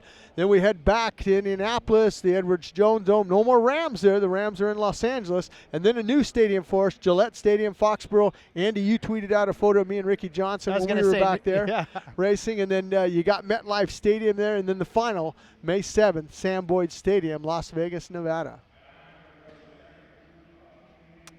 There's the skyline, Petco Park. Spectacular views here. Spectacular practice action, you know, and we got the fast guys, the fastest guys coming up, the B groups and the A groups. And in the first practice, Christophe Pourcel, I was talking about him a little bit just a while ago.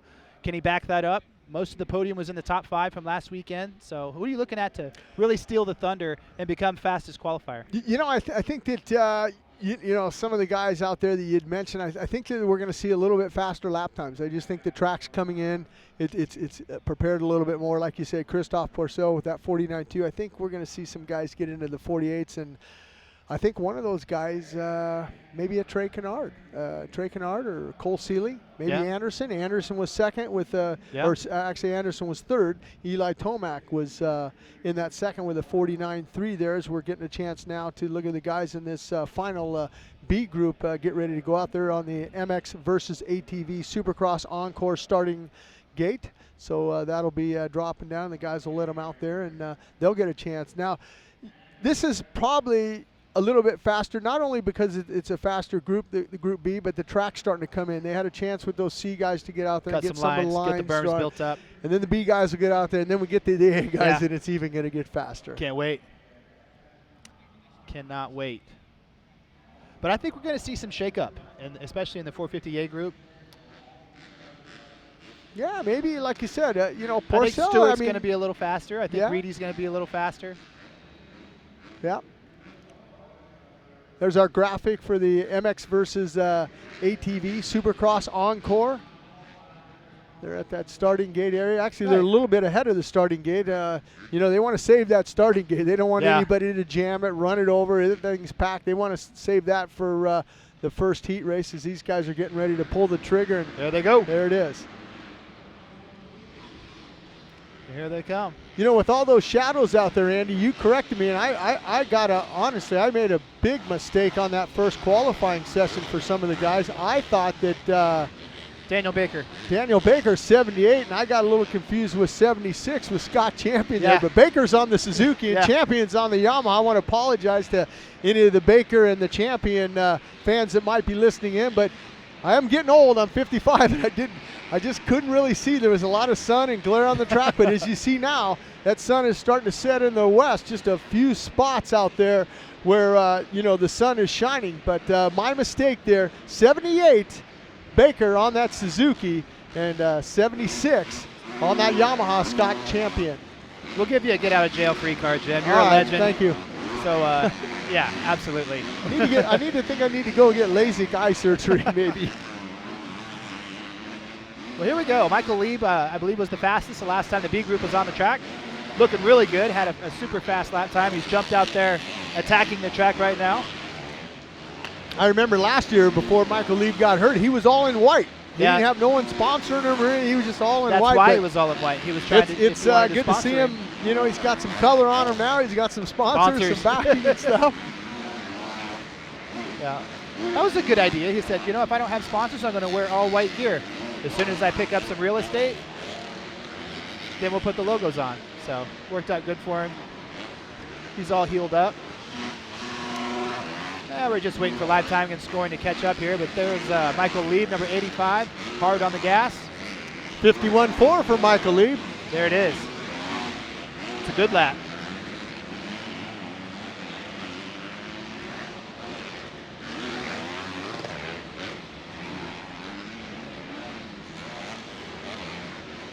Number 902, Killian Auberson. He was fast the first session.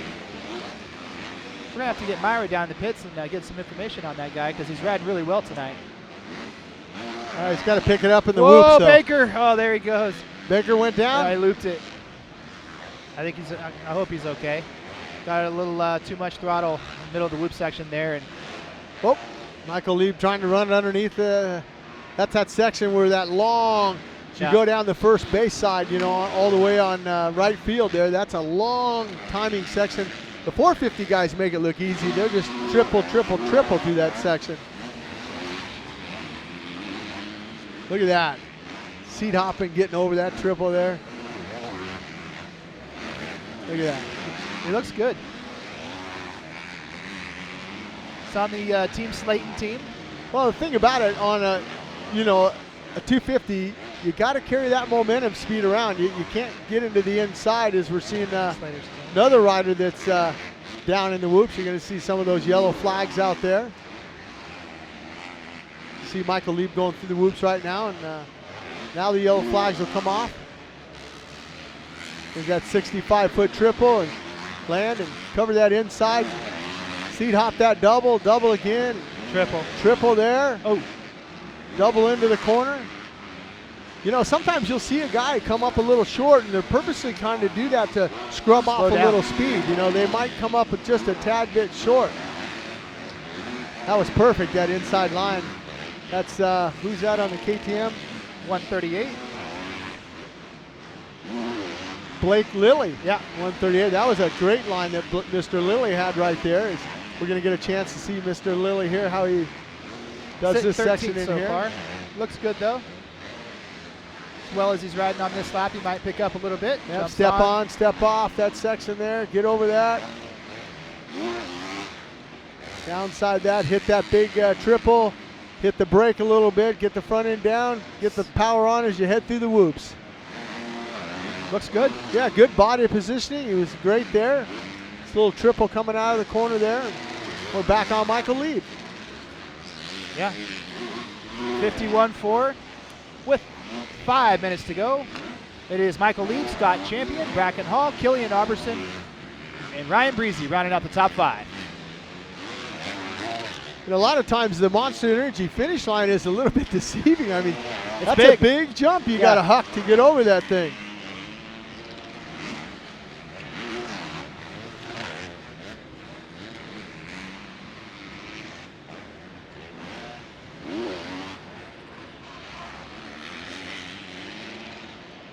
Shadows growing.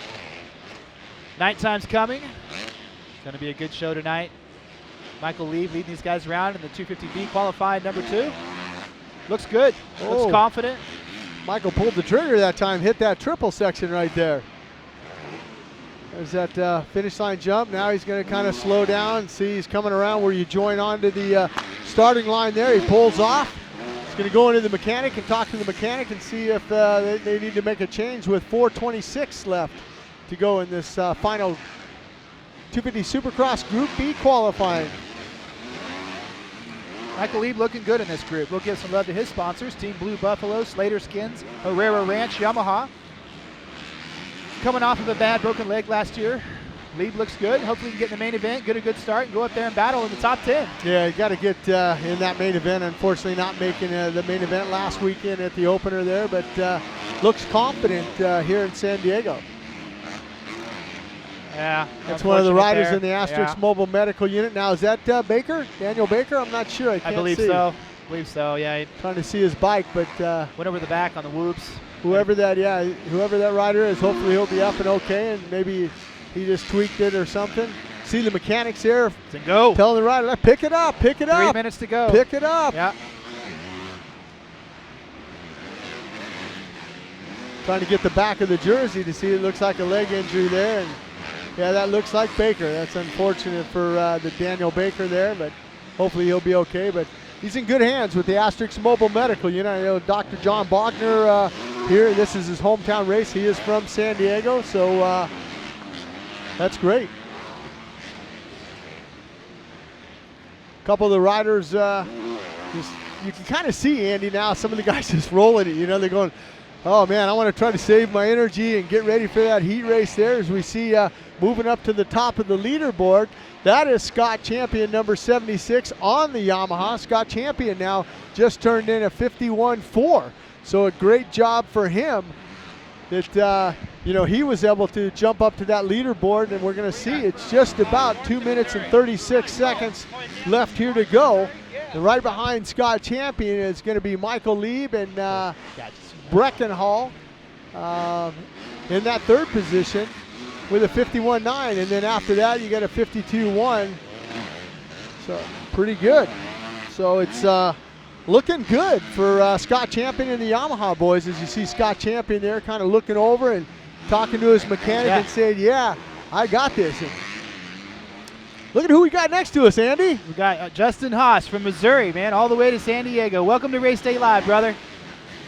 How you Austin, doing? How are you, Austin? Austin Haas. Very good. Good. I see you got your own sticker here. You got your number. Your number 7. Is James Stewart a fan? Are you a James Stewart fan or Ryan Dungey? A little bit. Little bit, huh? All the way from Missouri. Uh-huh. How's the track out there tonight? Awesome. It's good, huh? Uh-huh. You're like a factory star. You're a factory star tonight. You know that? What? Tell me everything that you got from the KTM Junior Supercross Challenge. What do you get? Like you get a GoPro camera. You get leathers. What else you get? I get a neck brace. I got some gloves. Gloves? And goggles. Yeah. And how many autographs did you sign out there today? I know you had autograph signing. A lot. A lot? Yeah. Did you get any? Were there any people that came up to you and said, how'd you qualify in? What was your qualifying time when you were out there? No, but... You don't know it, yeah? No. But you look good out there. We got a chance to see you. You see our timing and scoring. You see Scott Champion up there. Scott Champion up there. But, hey, we want to thank you for coming up, and I want to wish you good luck tonight, Austin. Yeah, go out there and put that thing on the podium. That's right. That's what I am going to do. All right, you tell Christy LaCurl, thanks for making this happen and getting you up here, and thanks for coming on Race Day Live. And thank your dad. He got a chance to come up here. Have a good flight back. All right, Scott Champion there. Jumped up to the top. Yeah, he's still hanging on there. Michael Lieb still in that, but they noticed they dropped it down a little bit, and you can see their last lap, a 104 and a 115 for Michael Lieb. They're just kind of cooling down right now because you got about 18 seconds left to go in this final Supercross, the 250 Supercross Group B qualifying. The A guys up next. Well, you're going to see Cooper Webb, Joey Savacci. We're going to see Christian Craig, the fastest qualifier so far today. You know, his local stomping grounds here in the El Cajon zone. What a story it'd be if Christian Craig wins this thing tonight. You know, gets a good start, battles it out with Cooper Webb and wins it. Huge. Absolutely huge. Yeah. He'll be on the front page tomorrow morning. San Diego Times. Yeah, it'd be good. It's going to be a good race. We're going to see who's the fastest 250A guys coming up here next. Really cool to see Austin Haas from Missouri. I'm from Kansas. Just to see the look on his face, you know, being up here on Race Day Live. Big smile. He was a little mesmerized because he saw his face on TV, and I was trying to get him to look to the camera, but he was looking at the screen here. I had to turn my body to get him to kind of look this way, but it's so neat when we have the little guys up there. He's just so happy signing autographs. He got new leathers and stuff, new gear. He was cool.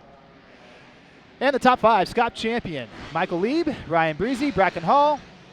By 5th place was number 772 Thomas, and Killian Auberson rounding out the top 6. Yeah, there's behind him Kensler Endicott making his debut this year in Supercross on that Yamaha 52.5. I think that's pretty much get you into the top 40. Pretty tight there between Champion and Lieb. Looks like just a couple tenths.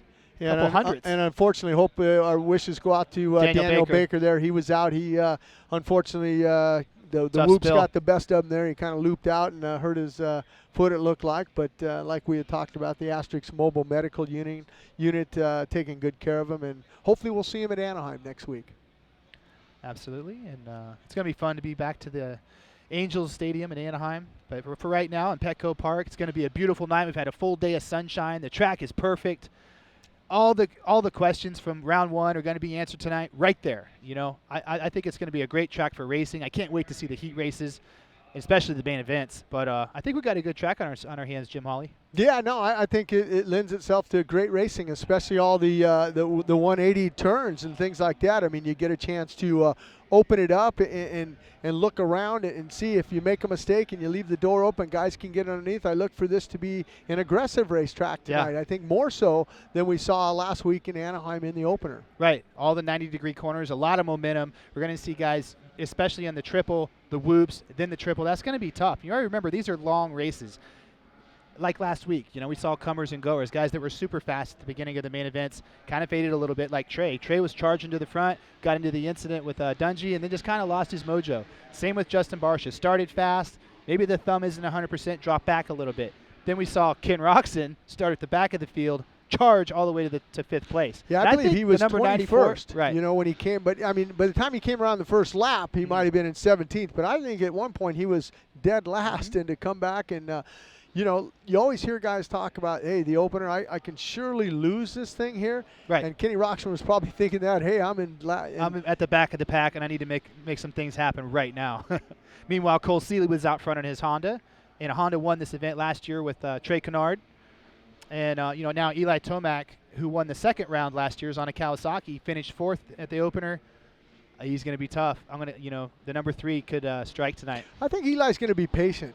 I think that he doesn't, you know, the first couple rounds, he's going to build on each thing and build. You know, he was off the podium, I think, this week in San Diego. His goal is to get on the podium. Yeah. And I think then next week we go north a little bit, 100 miles up to there. And here we go. The boys are on that MX versus ATV Supercross Encore starting gate there. You see him just ahead of the gate there, and we'll see who's going to pull the trigger and get out first here in this qualifying and final session for the 250 boys in this A group here. They're all lined up. You see a lot of the mechanics pulling down in the whole shot device and engaging them there. They want to try that and make sure everything's working as the gate drops there. And here we go. Not the gate, the flag rather. Right. Final qualifying session for 250A. Mitchell Oldenburg jumps out front. Just like we saw last weekend in the opener, him and his teammate, unfortunately, Jesse Nelson not here, but on the Troy Lee KTM there, jumping up into there as we see him doing the triple jump there. I look for Oldenburg. You know, that's a guy that I think, could possibly get that whole shot and take over. You know, I mean, I know when he started on the West Coast team, you know, Jesse Nelson won the opener, and he's kind of in the back seat, but now he's the number one guy over there. Absolutely. He is the only guy over there right now on that West Coast. Got to carry the flag. Looks good, too. Was fast in the first qualifying session. Carries a little confidence, jumps out there in front of this group. 10 minutes to decide who's going to be the fastest in 250 Group A. Right behind him, that's Osborne, number 16, kind of trying to chase him down there. You'll see Osborne come into the screen there. He's just behind there. But there's Osborne. Oldenburg looks confident. You know, like he gets good starts. Well, and there's Osborne. So does Osborne. Yeah. But the thing about it is these guys are up front right away. They know that they only have that opportunity to get out there and just jump right into it and make a fast lap right away. Well, you have to. You know, it's only 10 minutes. You got to go out there. It's your last chance to qualify. You got to put it to the wood and go fast. Right now. That looks like a good line from Osborne there, triple. And it's interesting because the 250 guys like to go out there and pull the trigger right away. The 450 guys, they always kind of wait till the last couple laps to put in that fast lap time, where these guys want to put it in right away. There he is, Christian Craig, the fastest in the first qualifying session. In the opening laps, Mitchell Oldenburg is the fastest with a 50.4, followed by Zach Osborne, Kyle Cunningham, third, followed by Jordan Smith, and Kyle Peters. Got to give some love to Kyle Peters from North Carolina. Cole Thompson behind him, now jumping up there. Kyle Peters. We'll see if Christian's setting up a hot lap here. Looks good through the rhythm. Flawless style, perfect timing. For the European fans listening in, I'm trying to look down here, and Frederick Noren down there in about 16th position. We've got to get an interview. We've got to send Mayra down there and talk to I'm curious on why he changed from the 450 and dropped down to the 250. Yeah. Cooper Webb jumps to the top, 50 flat. 1/10 faster than Mitchell Oldenburg. Still a good lap for Oldenburg, followed by Christian Craig, Jimmy D in fourth, and Zach Osborne riding out the top five.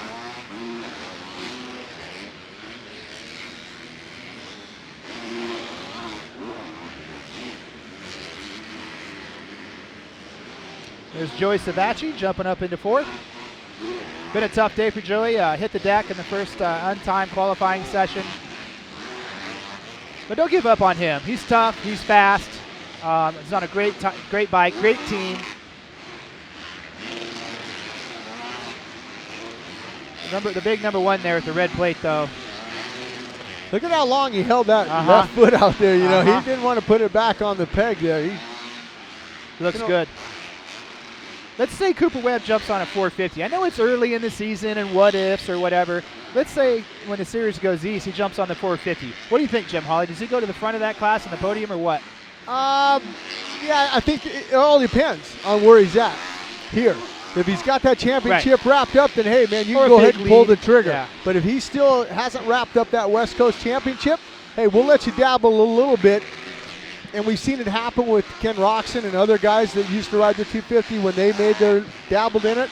But I don't know, maybe he's, like you talked about, can he win all of them on the West Coast? I don't know. He'd probably like to try to wrap up that championship so he can, when he goes to that 450, relax and focus on that. For the sake of journalism, I want to say no, but he looks really good.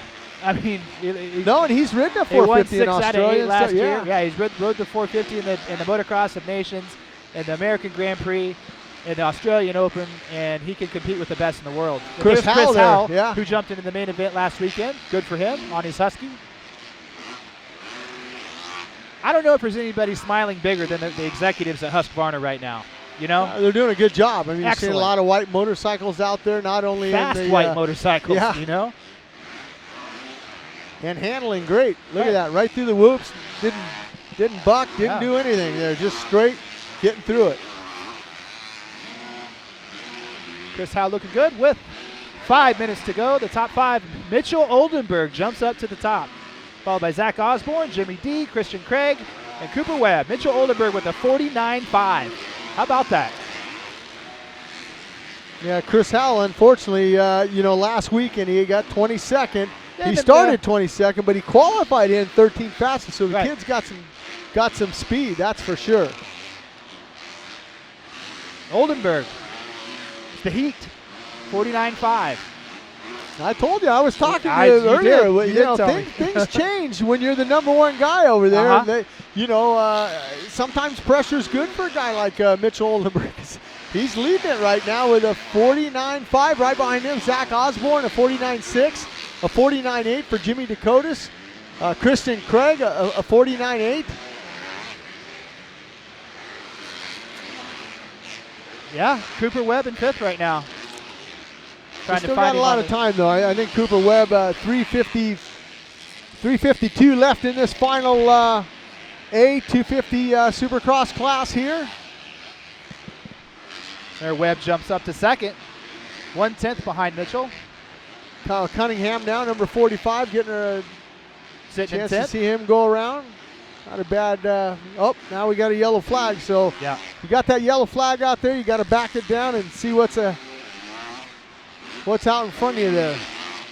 Look at Cooper looking back at Mitchell saying, hey, man. There's his roll. I'm trying to see what that rider was. That It went looked like down there. it was our friend Frederick Noren over there. Frederick, yeah, Frederick, 43. yeah. The man from Sweden, Frederick Noren, having his problems there on the track, shaking his head What's a little he saying bit. over like, there, Jim Holley? I say, man, I can't believe I made that mistake. Looks He'll okay, be fine. though. That's all that matters, right? Yeah. Number 42, number 1 there, Cooper Webb. I don't know. We got 3 minutes to go. See if Cooper gathers it back up and goes for the top qualifying spot. He might. Yeah. You kind of looked at him just then as we're seeing Mitchell Oldenburg. Right. Kind of was spacing itself out so he didn't run into any traffic there. Well, Cooper's on a heater right now. I just looked over our shoulder, and he just obliterated the berm. Cole Thompson there. Nice. Nice triple out from Cole Thompson there. Here's Cole Thompson in the whoops. Let's see what he can do here. I like that setup. Good-looking gear, good-looking bike.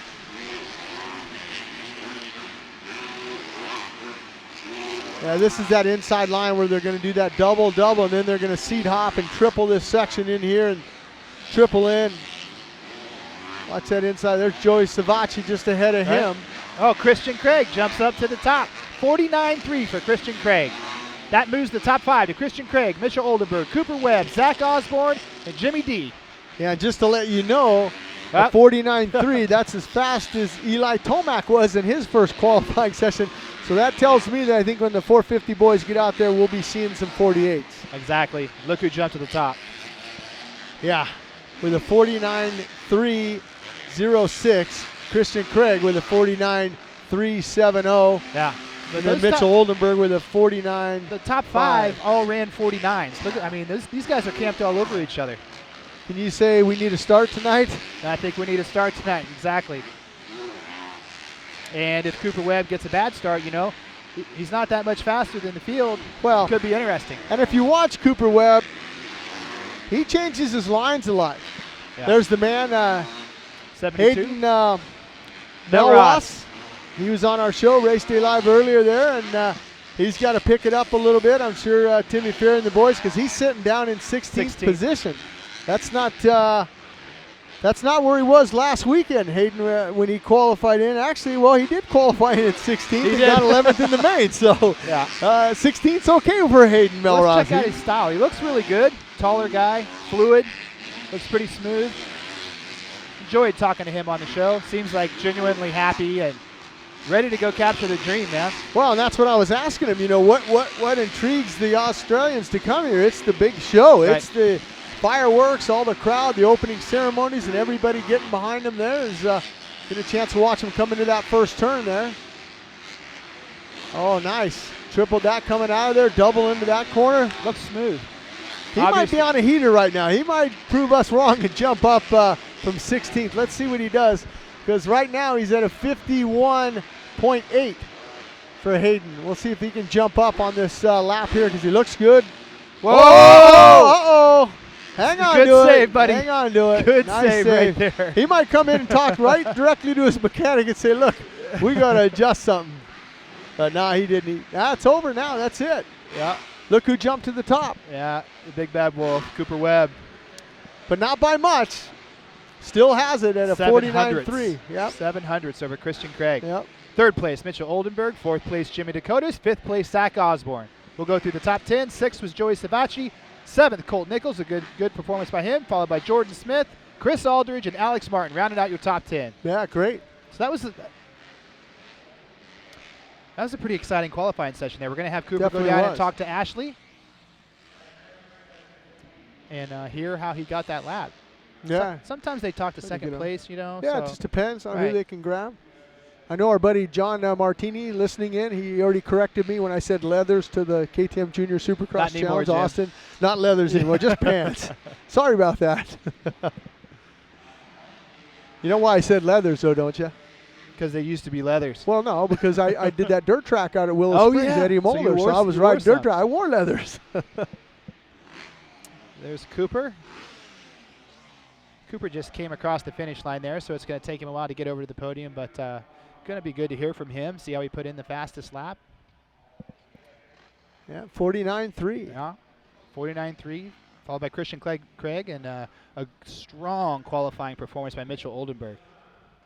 The lone wolf over there on that team. It'd be good to see him get a good start and, you know, kind of stand up for his teammate who's injured right now and get his Troy Lee Design, Lucas Oil, GoPro, KTM on the podium.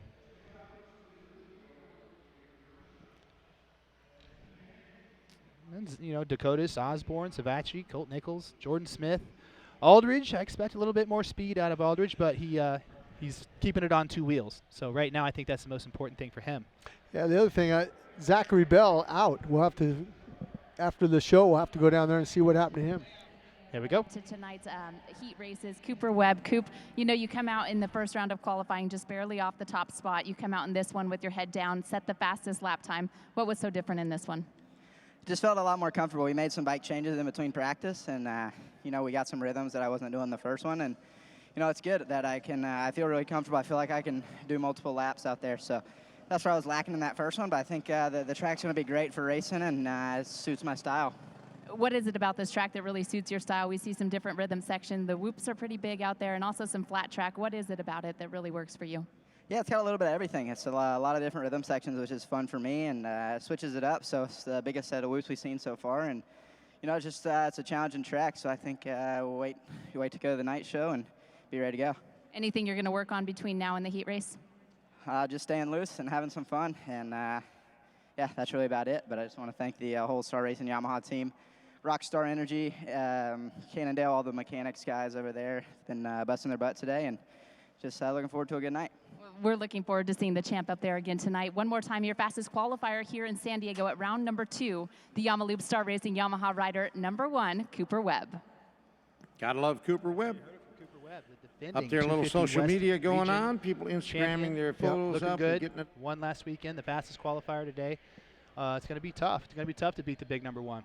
Yeah, but you know, a guy that thinks he can beat him is Christian Craig. I mean, he's just a little bit off of there, and if anything happens to him at the start or maybe halfway through that main event, he goes down or something at Webb, and Christian Craig can win his first of his career here in San Diego. So, I mean, it's not over until those 15 laps, until that final checkered flag in that main event, but definitely Cooper Webb looks good. Yeah, he does look good. Mitchell Oldenburg looked extraordinary that practice session.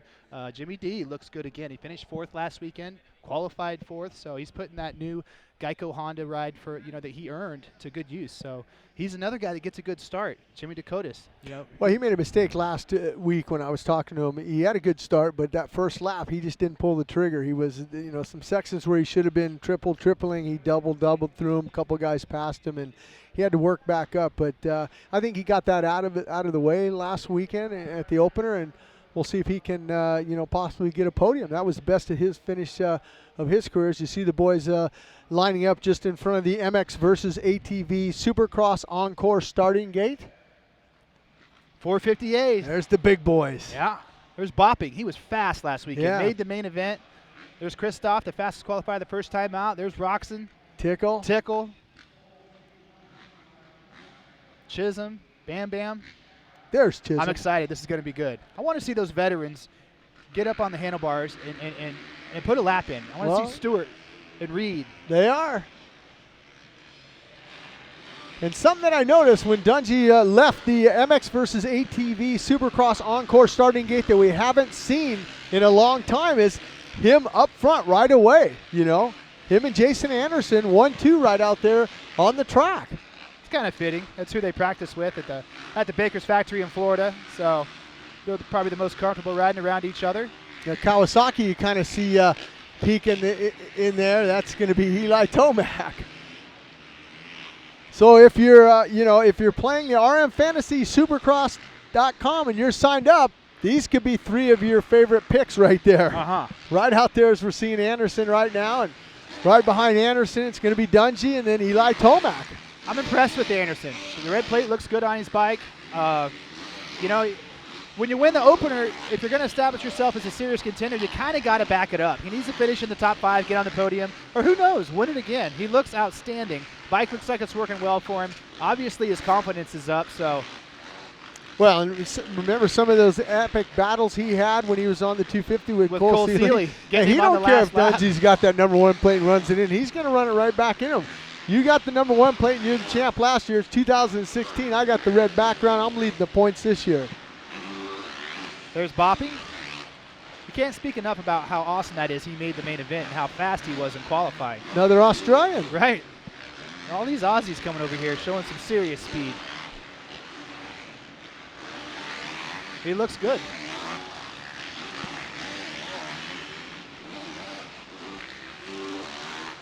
Anderson a 49.8 to start this one off here in this 450 Supercross Group A final qualifying session there. And Seeley in that third, Dungey in second there, Tomac in fourth. Chad Reed fifth. Trey Canard sixth. Will Hahn, they're shaking up quite a bit right now. Kenny Roxon jumps up to the top with the 49.2.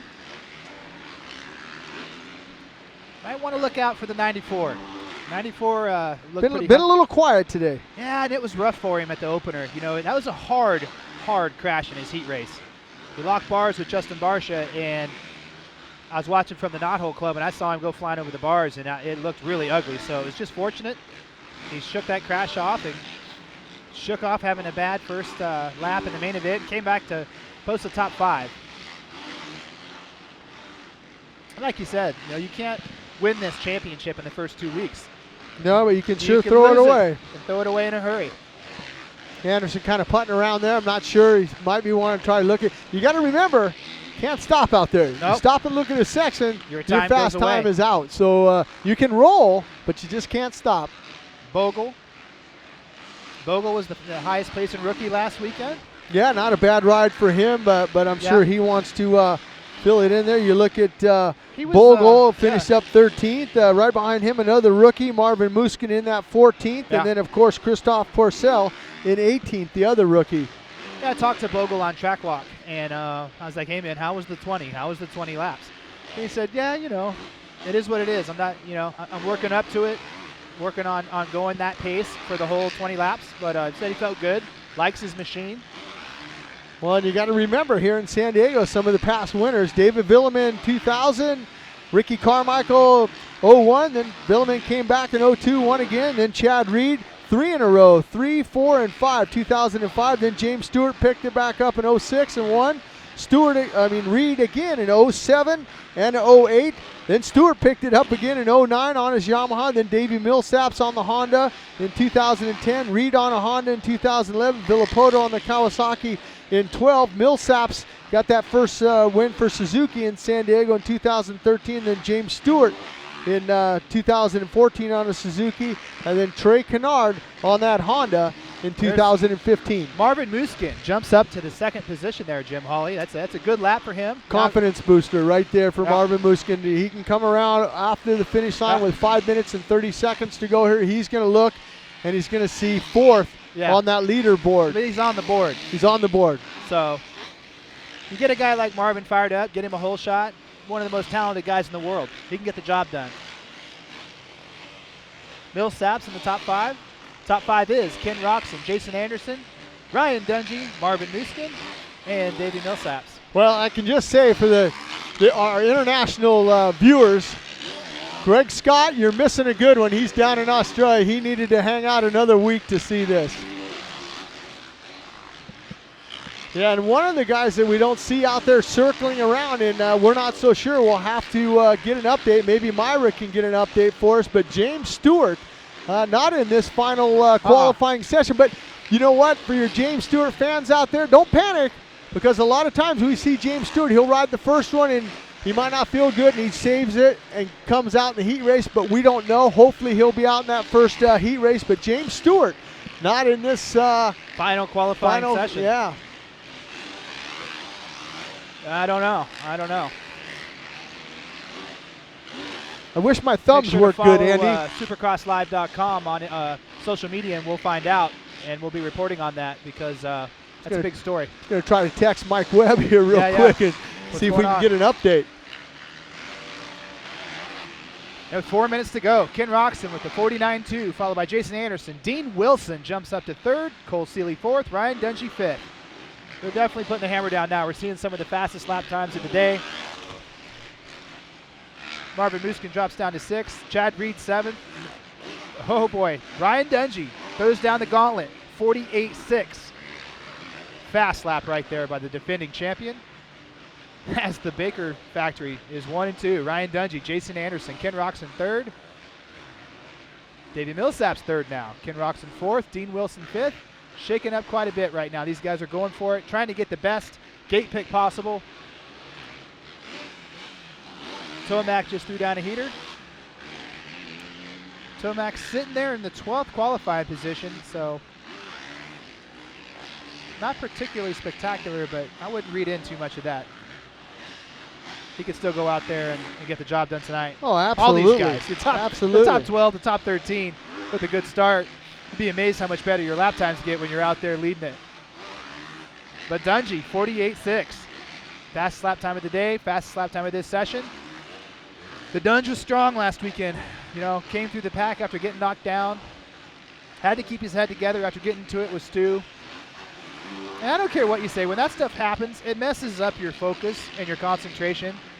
You never want, you know, he didn't know what happened to James. He knew he didn't get back up, but he didn't rejoin the race. Nope. So he had to refocus, get another start, and then he gets knocked down, and then comes back through the pack. So Ryan Dungey looks good to start this championship. And that's something that, you know, is not Ryan Dungey's you know, style in years past, you know, not to come out of. I mean, when have you seen Ryan Dungey on top of the board? Yeah, but at the top of the board, but jumping out there, you know, on the first lap and jumping out there with these guys and running hard. I mean, this is a different Ryan Dungey we're seeing here when he's got that number plate behind him, that big number 1. Something clicked last year with the new bike. It just seemed like, I mean, the guy was obviously a champion in his rookie year. Ryan Dungey's won a lot of Supercross races. There's no slouch, but he was exceptional last year, and that seems like it's carried over. Oh, Anderson, slow-mo. Yeah, he saved it, made a little bit of a mistake. Let's see what happens here. He kind of lost it right there, and he gathered it up. Good save. See a few of those ruts starting to develop out there, so look for that in the main event tonight to start happening. Yeah. So right now, like you said, Ryan Dungey, a 48.6, and Ken Roxon, a 48.7, and a 48.7 also for Christophe Pourcel. What did I say? Yeah. They're going to get into the 48s. I just kind of knew it. Called the way everything was starting to develop on the track there. And behind him, you're going to have Anderson, Wilson, Millsaps, Seeley, Tomac, Marvin Muskin, and Trey Canard in that 10th spot. And Reed in 11th, Weimer, Tickle, Brayton, Bogle, Hahn, Barsha. Ooh. That thumb's still got to be bothering him. Yeah. Will Hahn behind him. Chisholm and Lawson Bopping. Rounding out the top 20. Well, there goes Tomac up to second. I had a feeling he was going to be a little faster than the lap he had. It's a good lap right there. With 30 seconds to go, it is Ryan Dungey, Eli Tomac, Ken Roxon, Christoph Porcel, and Jason Anderson.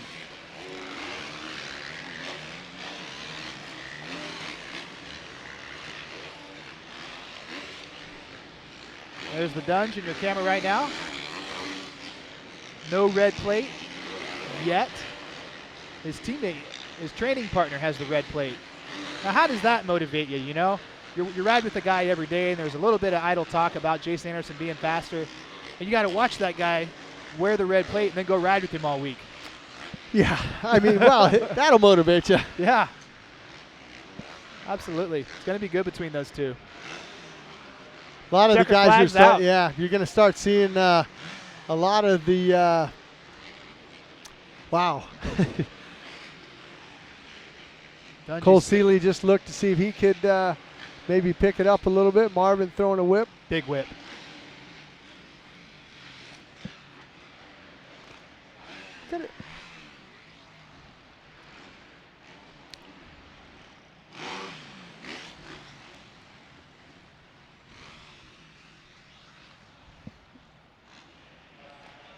And you look right now with Tomac in that second spot, just a tick of the watch off of Ryan Dungey there. I think it's going to be a great main event here. And if you're a fantasy player, hey, any one of those top three guys you could pick for winning tonight. Oh, absolutely. We're going to go down, and Lurch is going to be talking to Ryan Dungey. Hopefully, we'll get to hear how he laid down his fastest lap.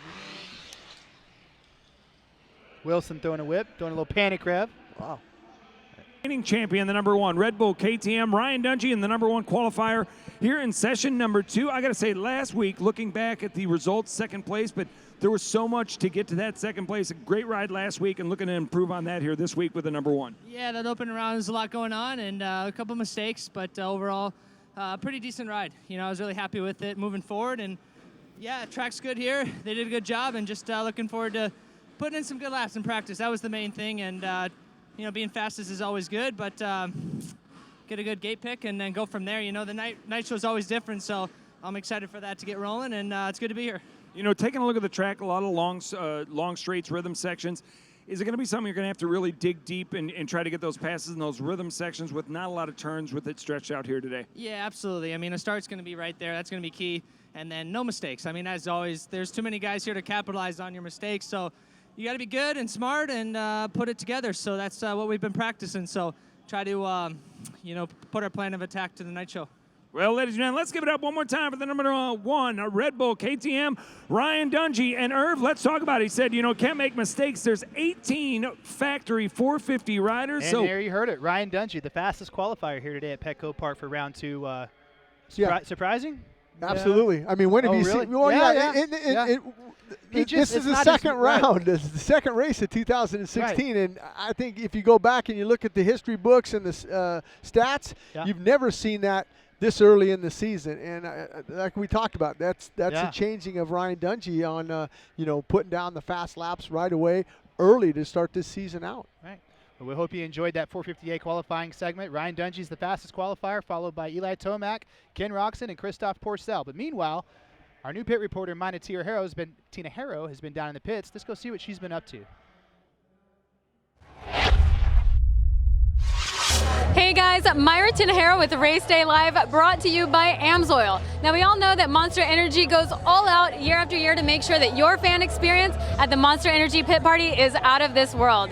For the 2016 season, they partnered up with the World Arm Wrestling League and have their professionals and table set up at 12 rounds of Monster Energy Supercross to teach you how to be victorious when someone challenges you to an arm wrestling duel.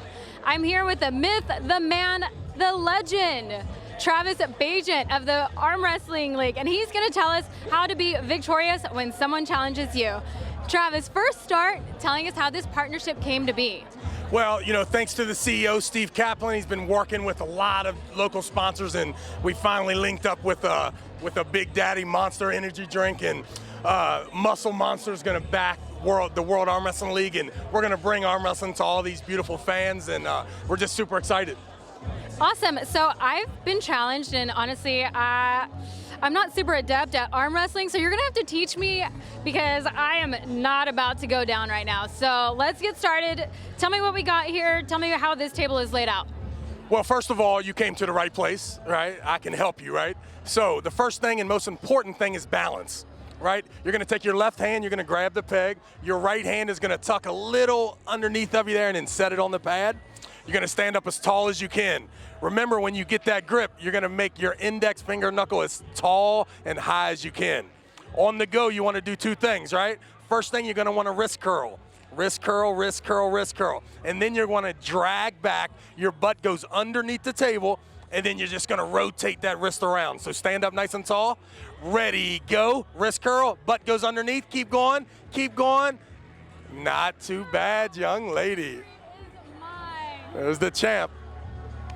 All right, so there we have it from Travis. That's what you need to know to be victorious when you go to the Monster Energy setup within the pit party at Monster Energy Supercross. You're gonna win. Anybody here want to challenge me? I think I'm ready. I think I'm a pro now.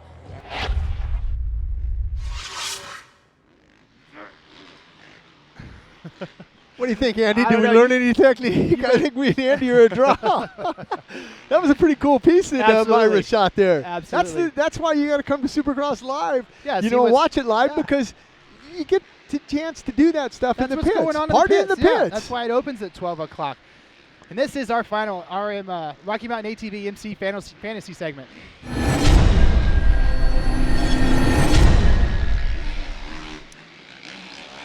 We talk about fantasy picks. Ryan Dungey's got to be at the top of the list. Well, like we talked about earlier, Kurt Binke from Minnesota, who plays the RM, the RM Fantasy Supercross, he's already picked. He says Dungey. Second, he's going to go with the man who has that red background, Jason Anderson, Eli Tomac. I think that's an excellent pick. I think I'm going to have to go with that. I mean, I don't see anybody else in the timing and scoring that we saw that warrants getting into that, Christophe Porcel, obviously he was fourth. He could get in there, but I don't know if he's got that 20 laps in. Roxon was also up there. Roxon. Okay, so you're going to throw Roxon in there? Okay. Yeah, Where do you get Roxon at, you think? I think Roxon's going to be the winner tonight. He's It's actually who I'm going to pick to win. All right. I think he's hungry after last weekend. Kenny Roxon won the Monster Energy Cup in October. Talked to Ricky Finished Carmichael. second here last year. He was That's mad right. about that, and I talked to Kenny after last year. He thought that the white flag, he got mixed up on the laps because he was making a charge at Trey Canard. So anything can happen here. That's why you watch. And another thing, if you're making your fantasy lineup, guess who was missing? We don't have to guess who was missing. James Stewart was missing in the final qualifying segment. So I don't know. Do you leave him in your lineup or not? It's hard to say. I was going to try to get you that information. I text Mike Webb, and unfortunately Mike Webb didn't text me back. So we can't say about James Stewart, but we'll run down there and we'll see if James Stewart's going to ride tonight. Hopefully, keep our fingers crossed that James Stewart will line up in that heat race. A good sleeper guy would be a Dean Wilson or a two-time San Diego winner, Davey Millsaps. Chad Reed. Chad Reed, the all-time San Diego winner. 6 wins here, 3 consecutively from 2003 till 2005. I mean, it's going to be pretty. It's dicey. That's why it's fun to play fantasy. And don't forget, when you play fantasy, pick who's going to finish up ninth. That, I think, is more challenging to say who's going to finish up in ninth. And make sure you play, even if you haven't signed up, each and every week you get prizes. So you don't have to join and hey, we're already in round 2 and we missed the first. We're not in the hunt for the big prizes, but each and every week you can win a prize still. Well, you heard from Jim and myself. Head over to rnfantasy.com and get signed up today. And it's been a good show. It's our second show of the season. Great show. Round Great 2, Petco Park. Great guest. We want to thank the little guy, Austin Haas, for coming on here and joining us. Wish him luck tonight. He wears pants instead of leathers. That's right. And it was fun to have Michael Mamula from MX versus ATV Supercross Encore explaining the physics of the game. Great to have Ray Butts on as always. The big guy. Yeah. That's what I'm going to call him, the big guy. Yeah, and Hayden Melross. We really want to wish him luck. Good guy, Like to see him get that bike in the top 10 and possibly an 8. He has what it takes to get on the podium. But tune in, Fox Sports 1, 7 p.m. It's going to be round 2 of the 2016 Monster Energy AMA Supercross and FIM World Championship.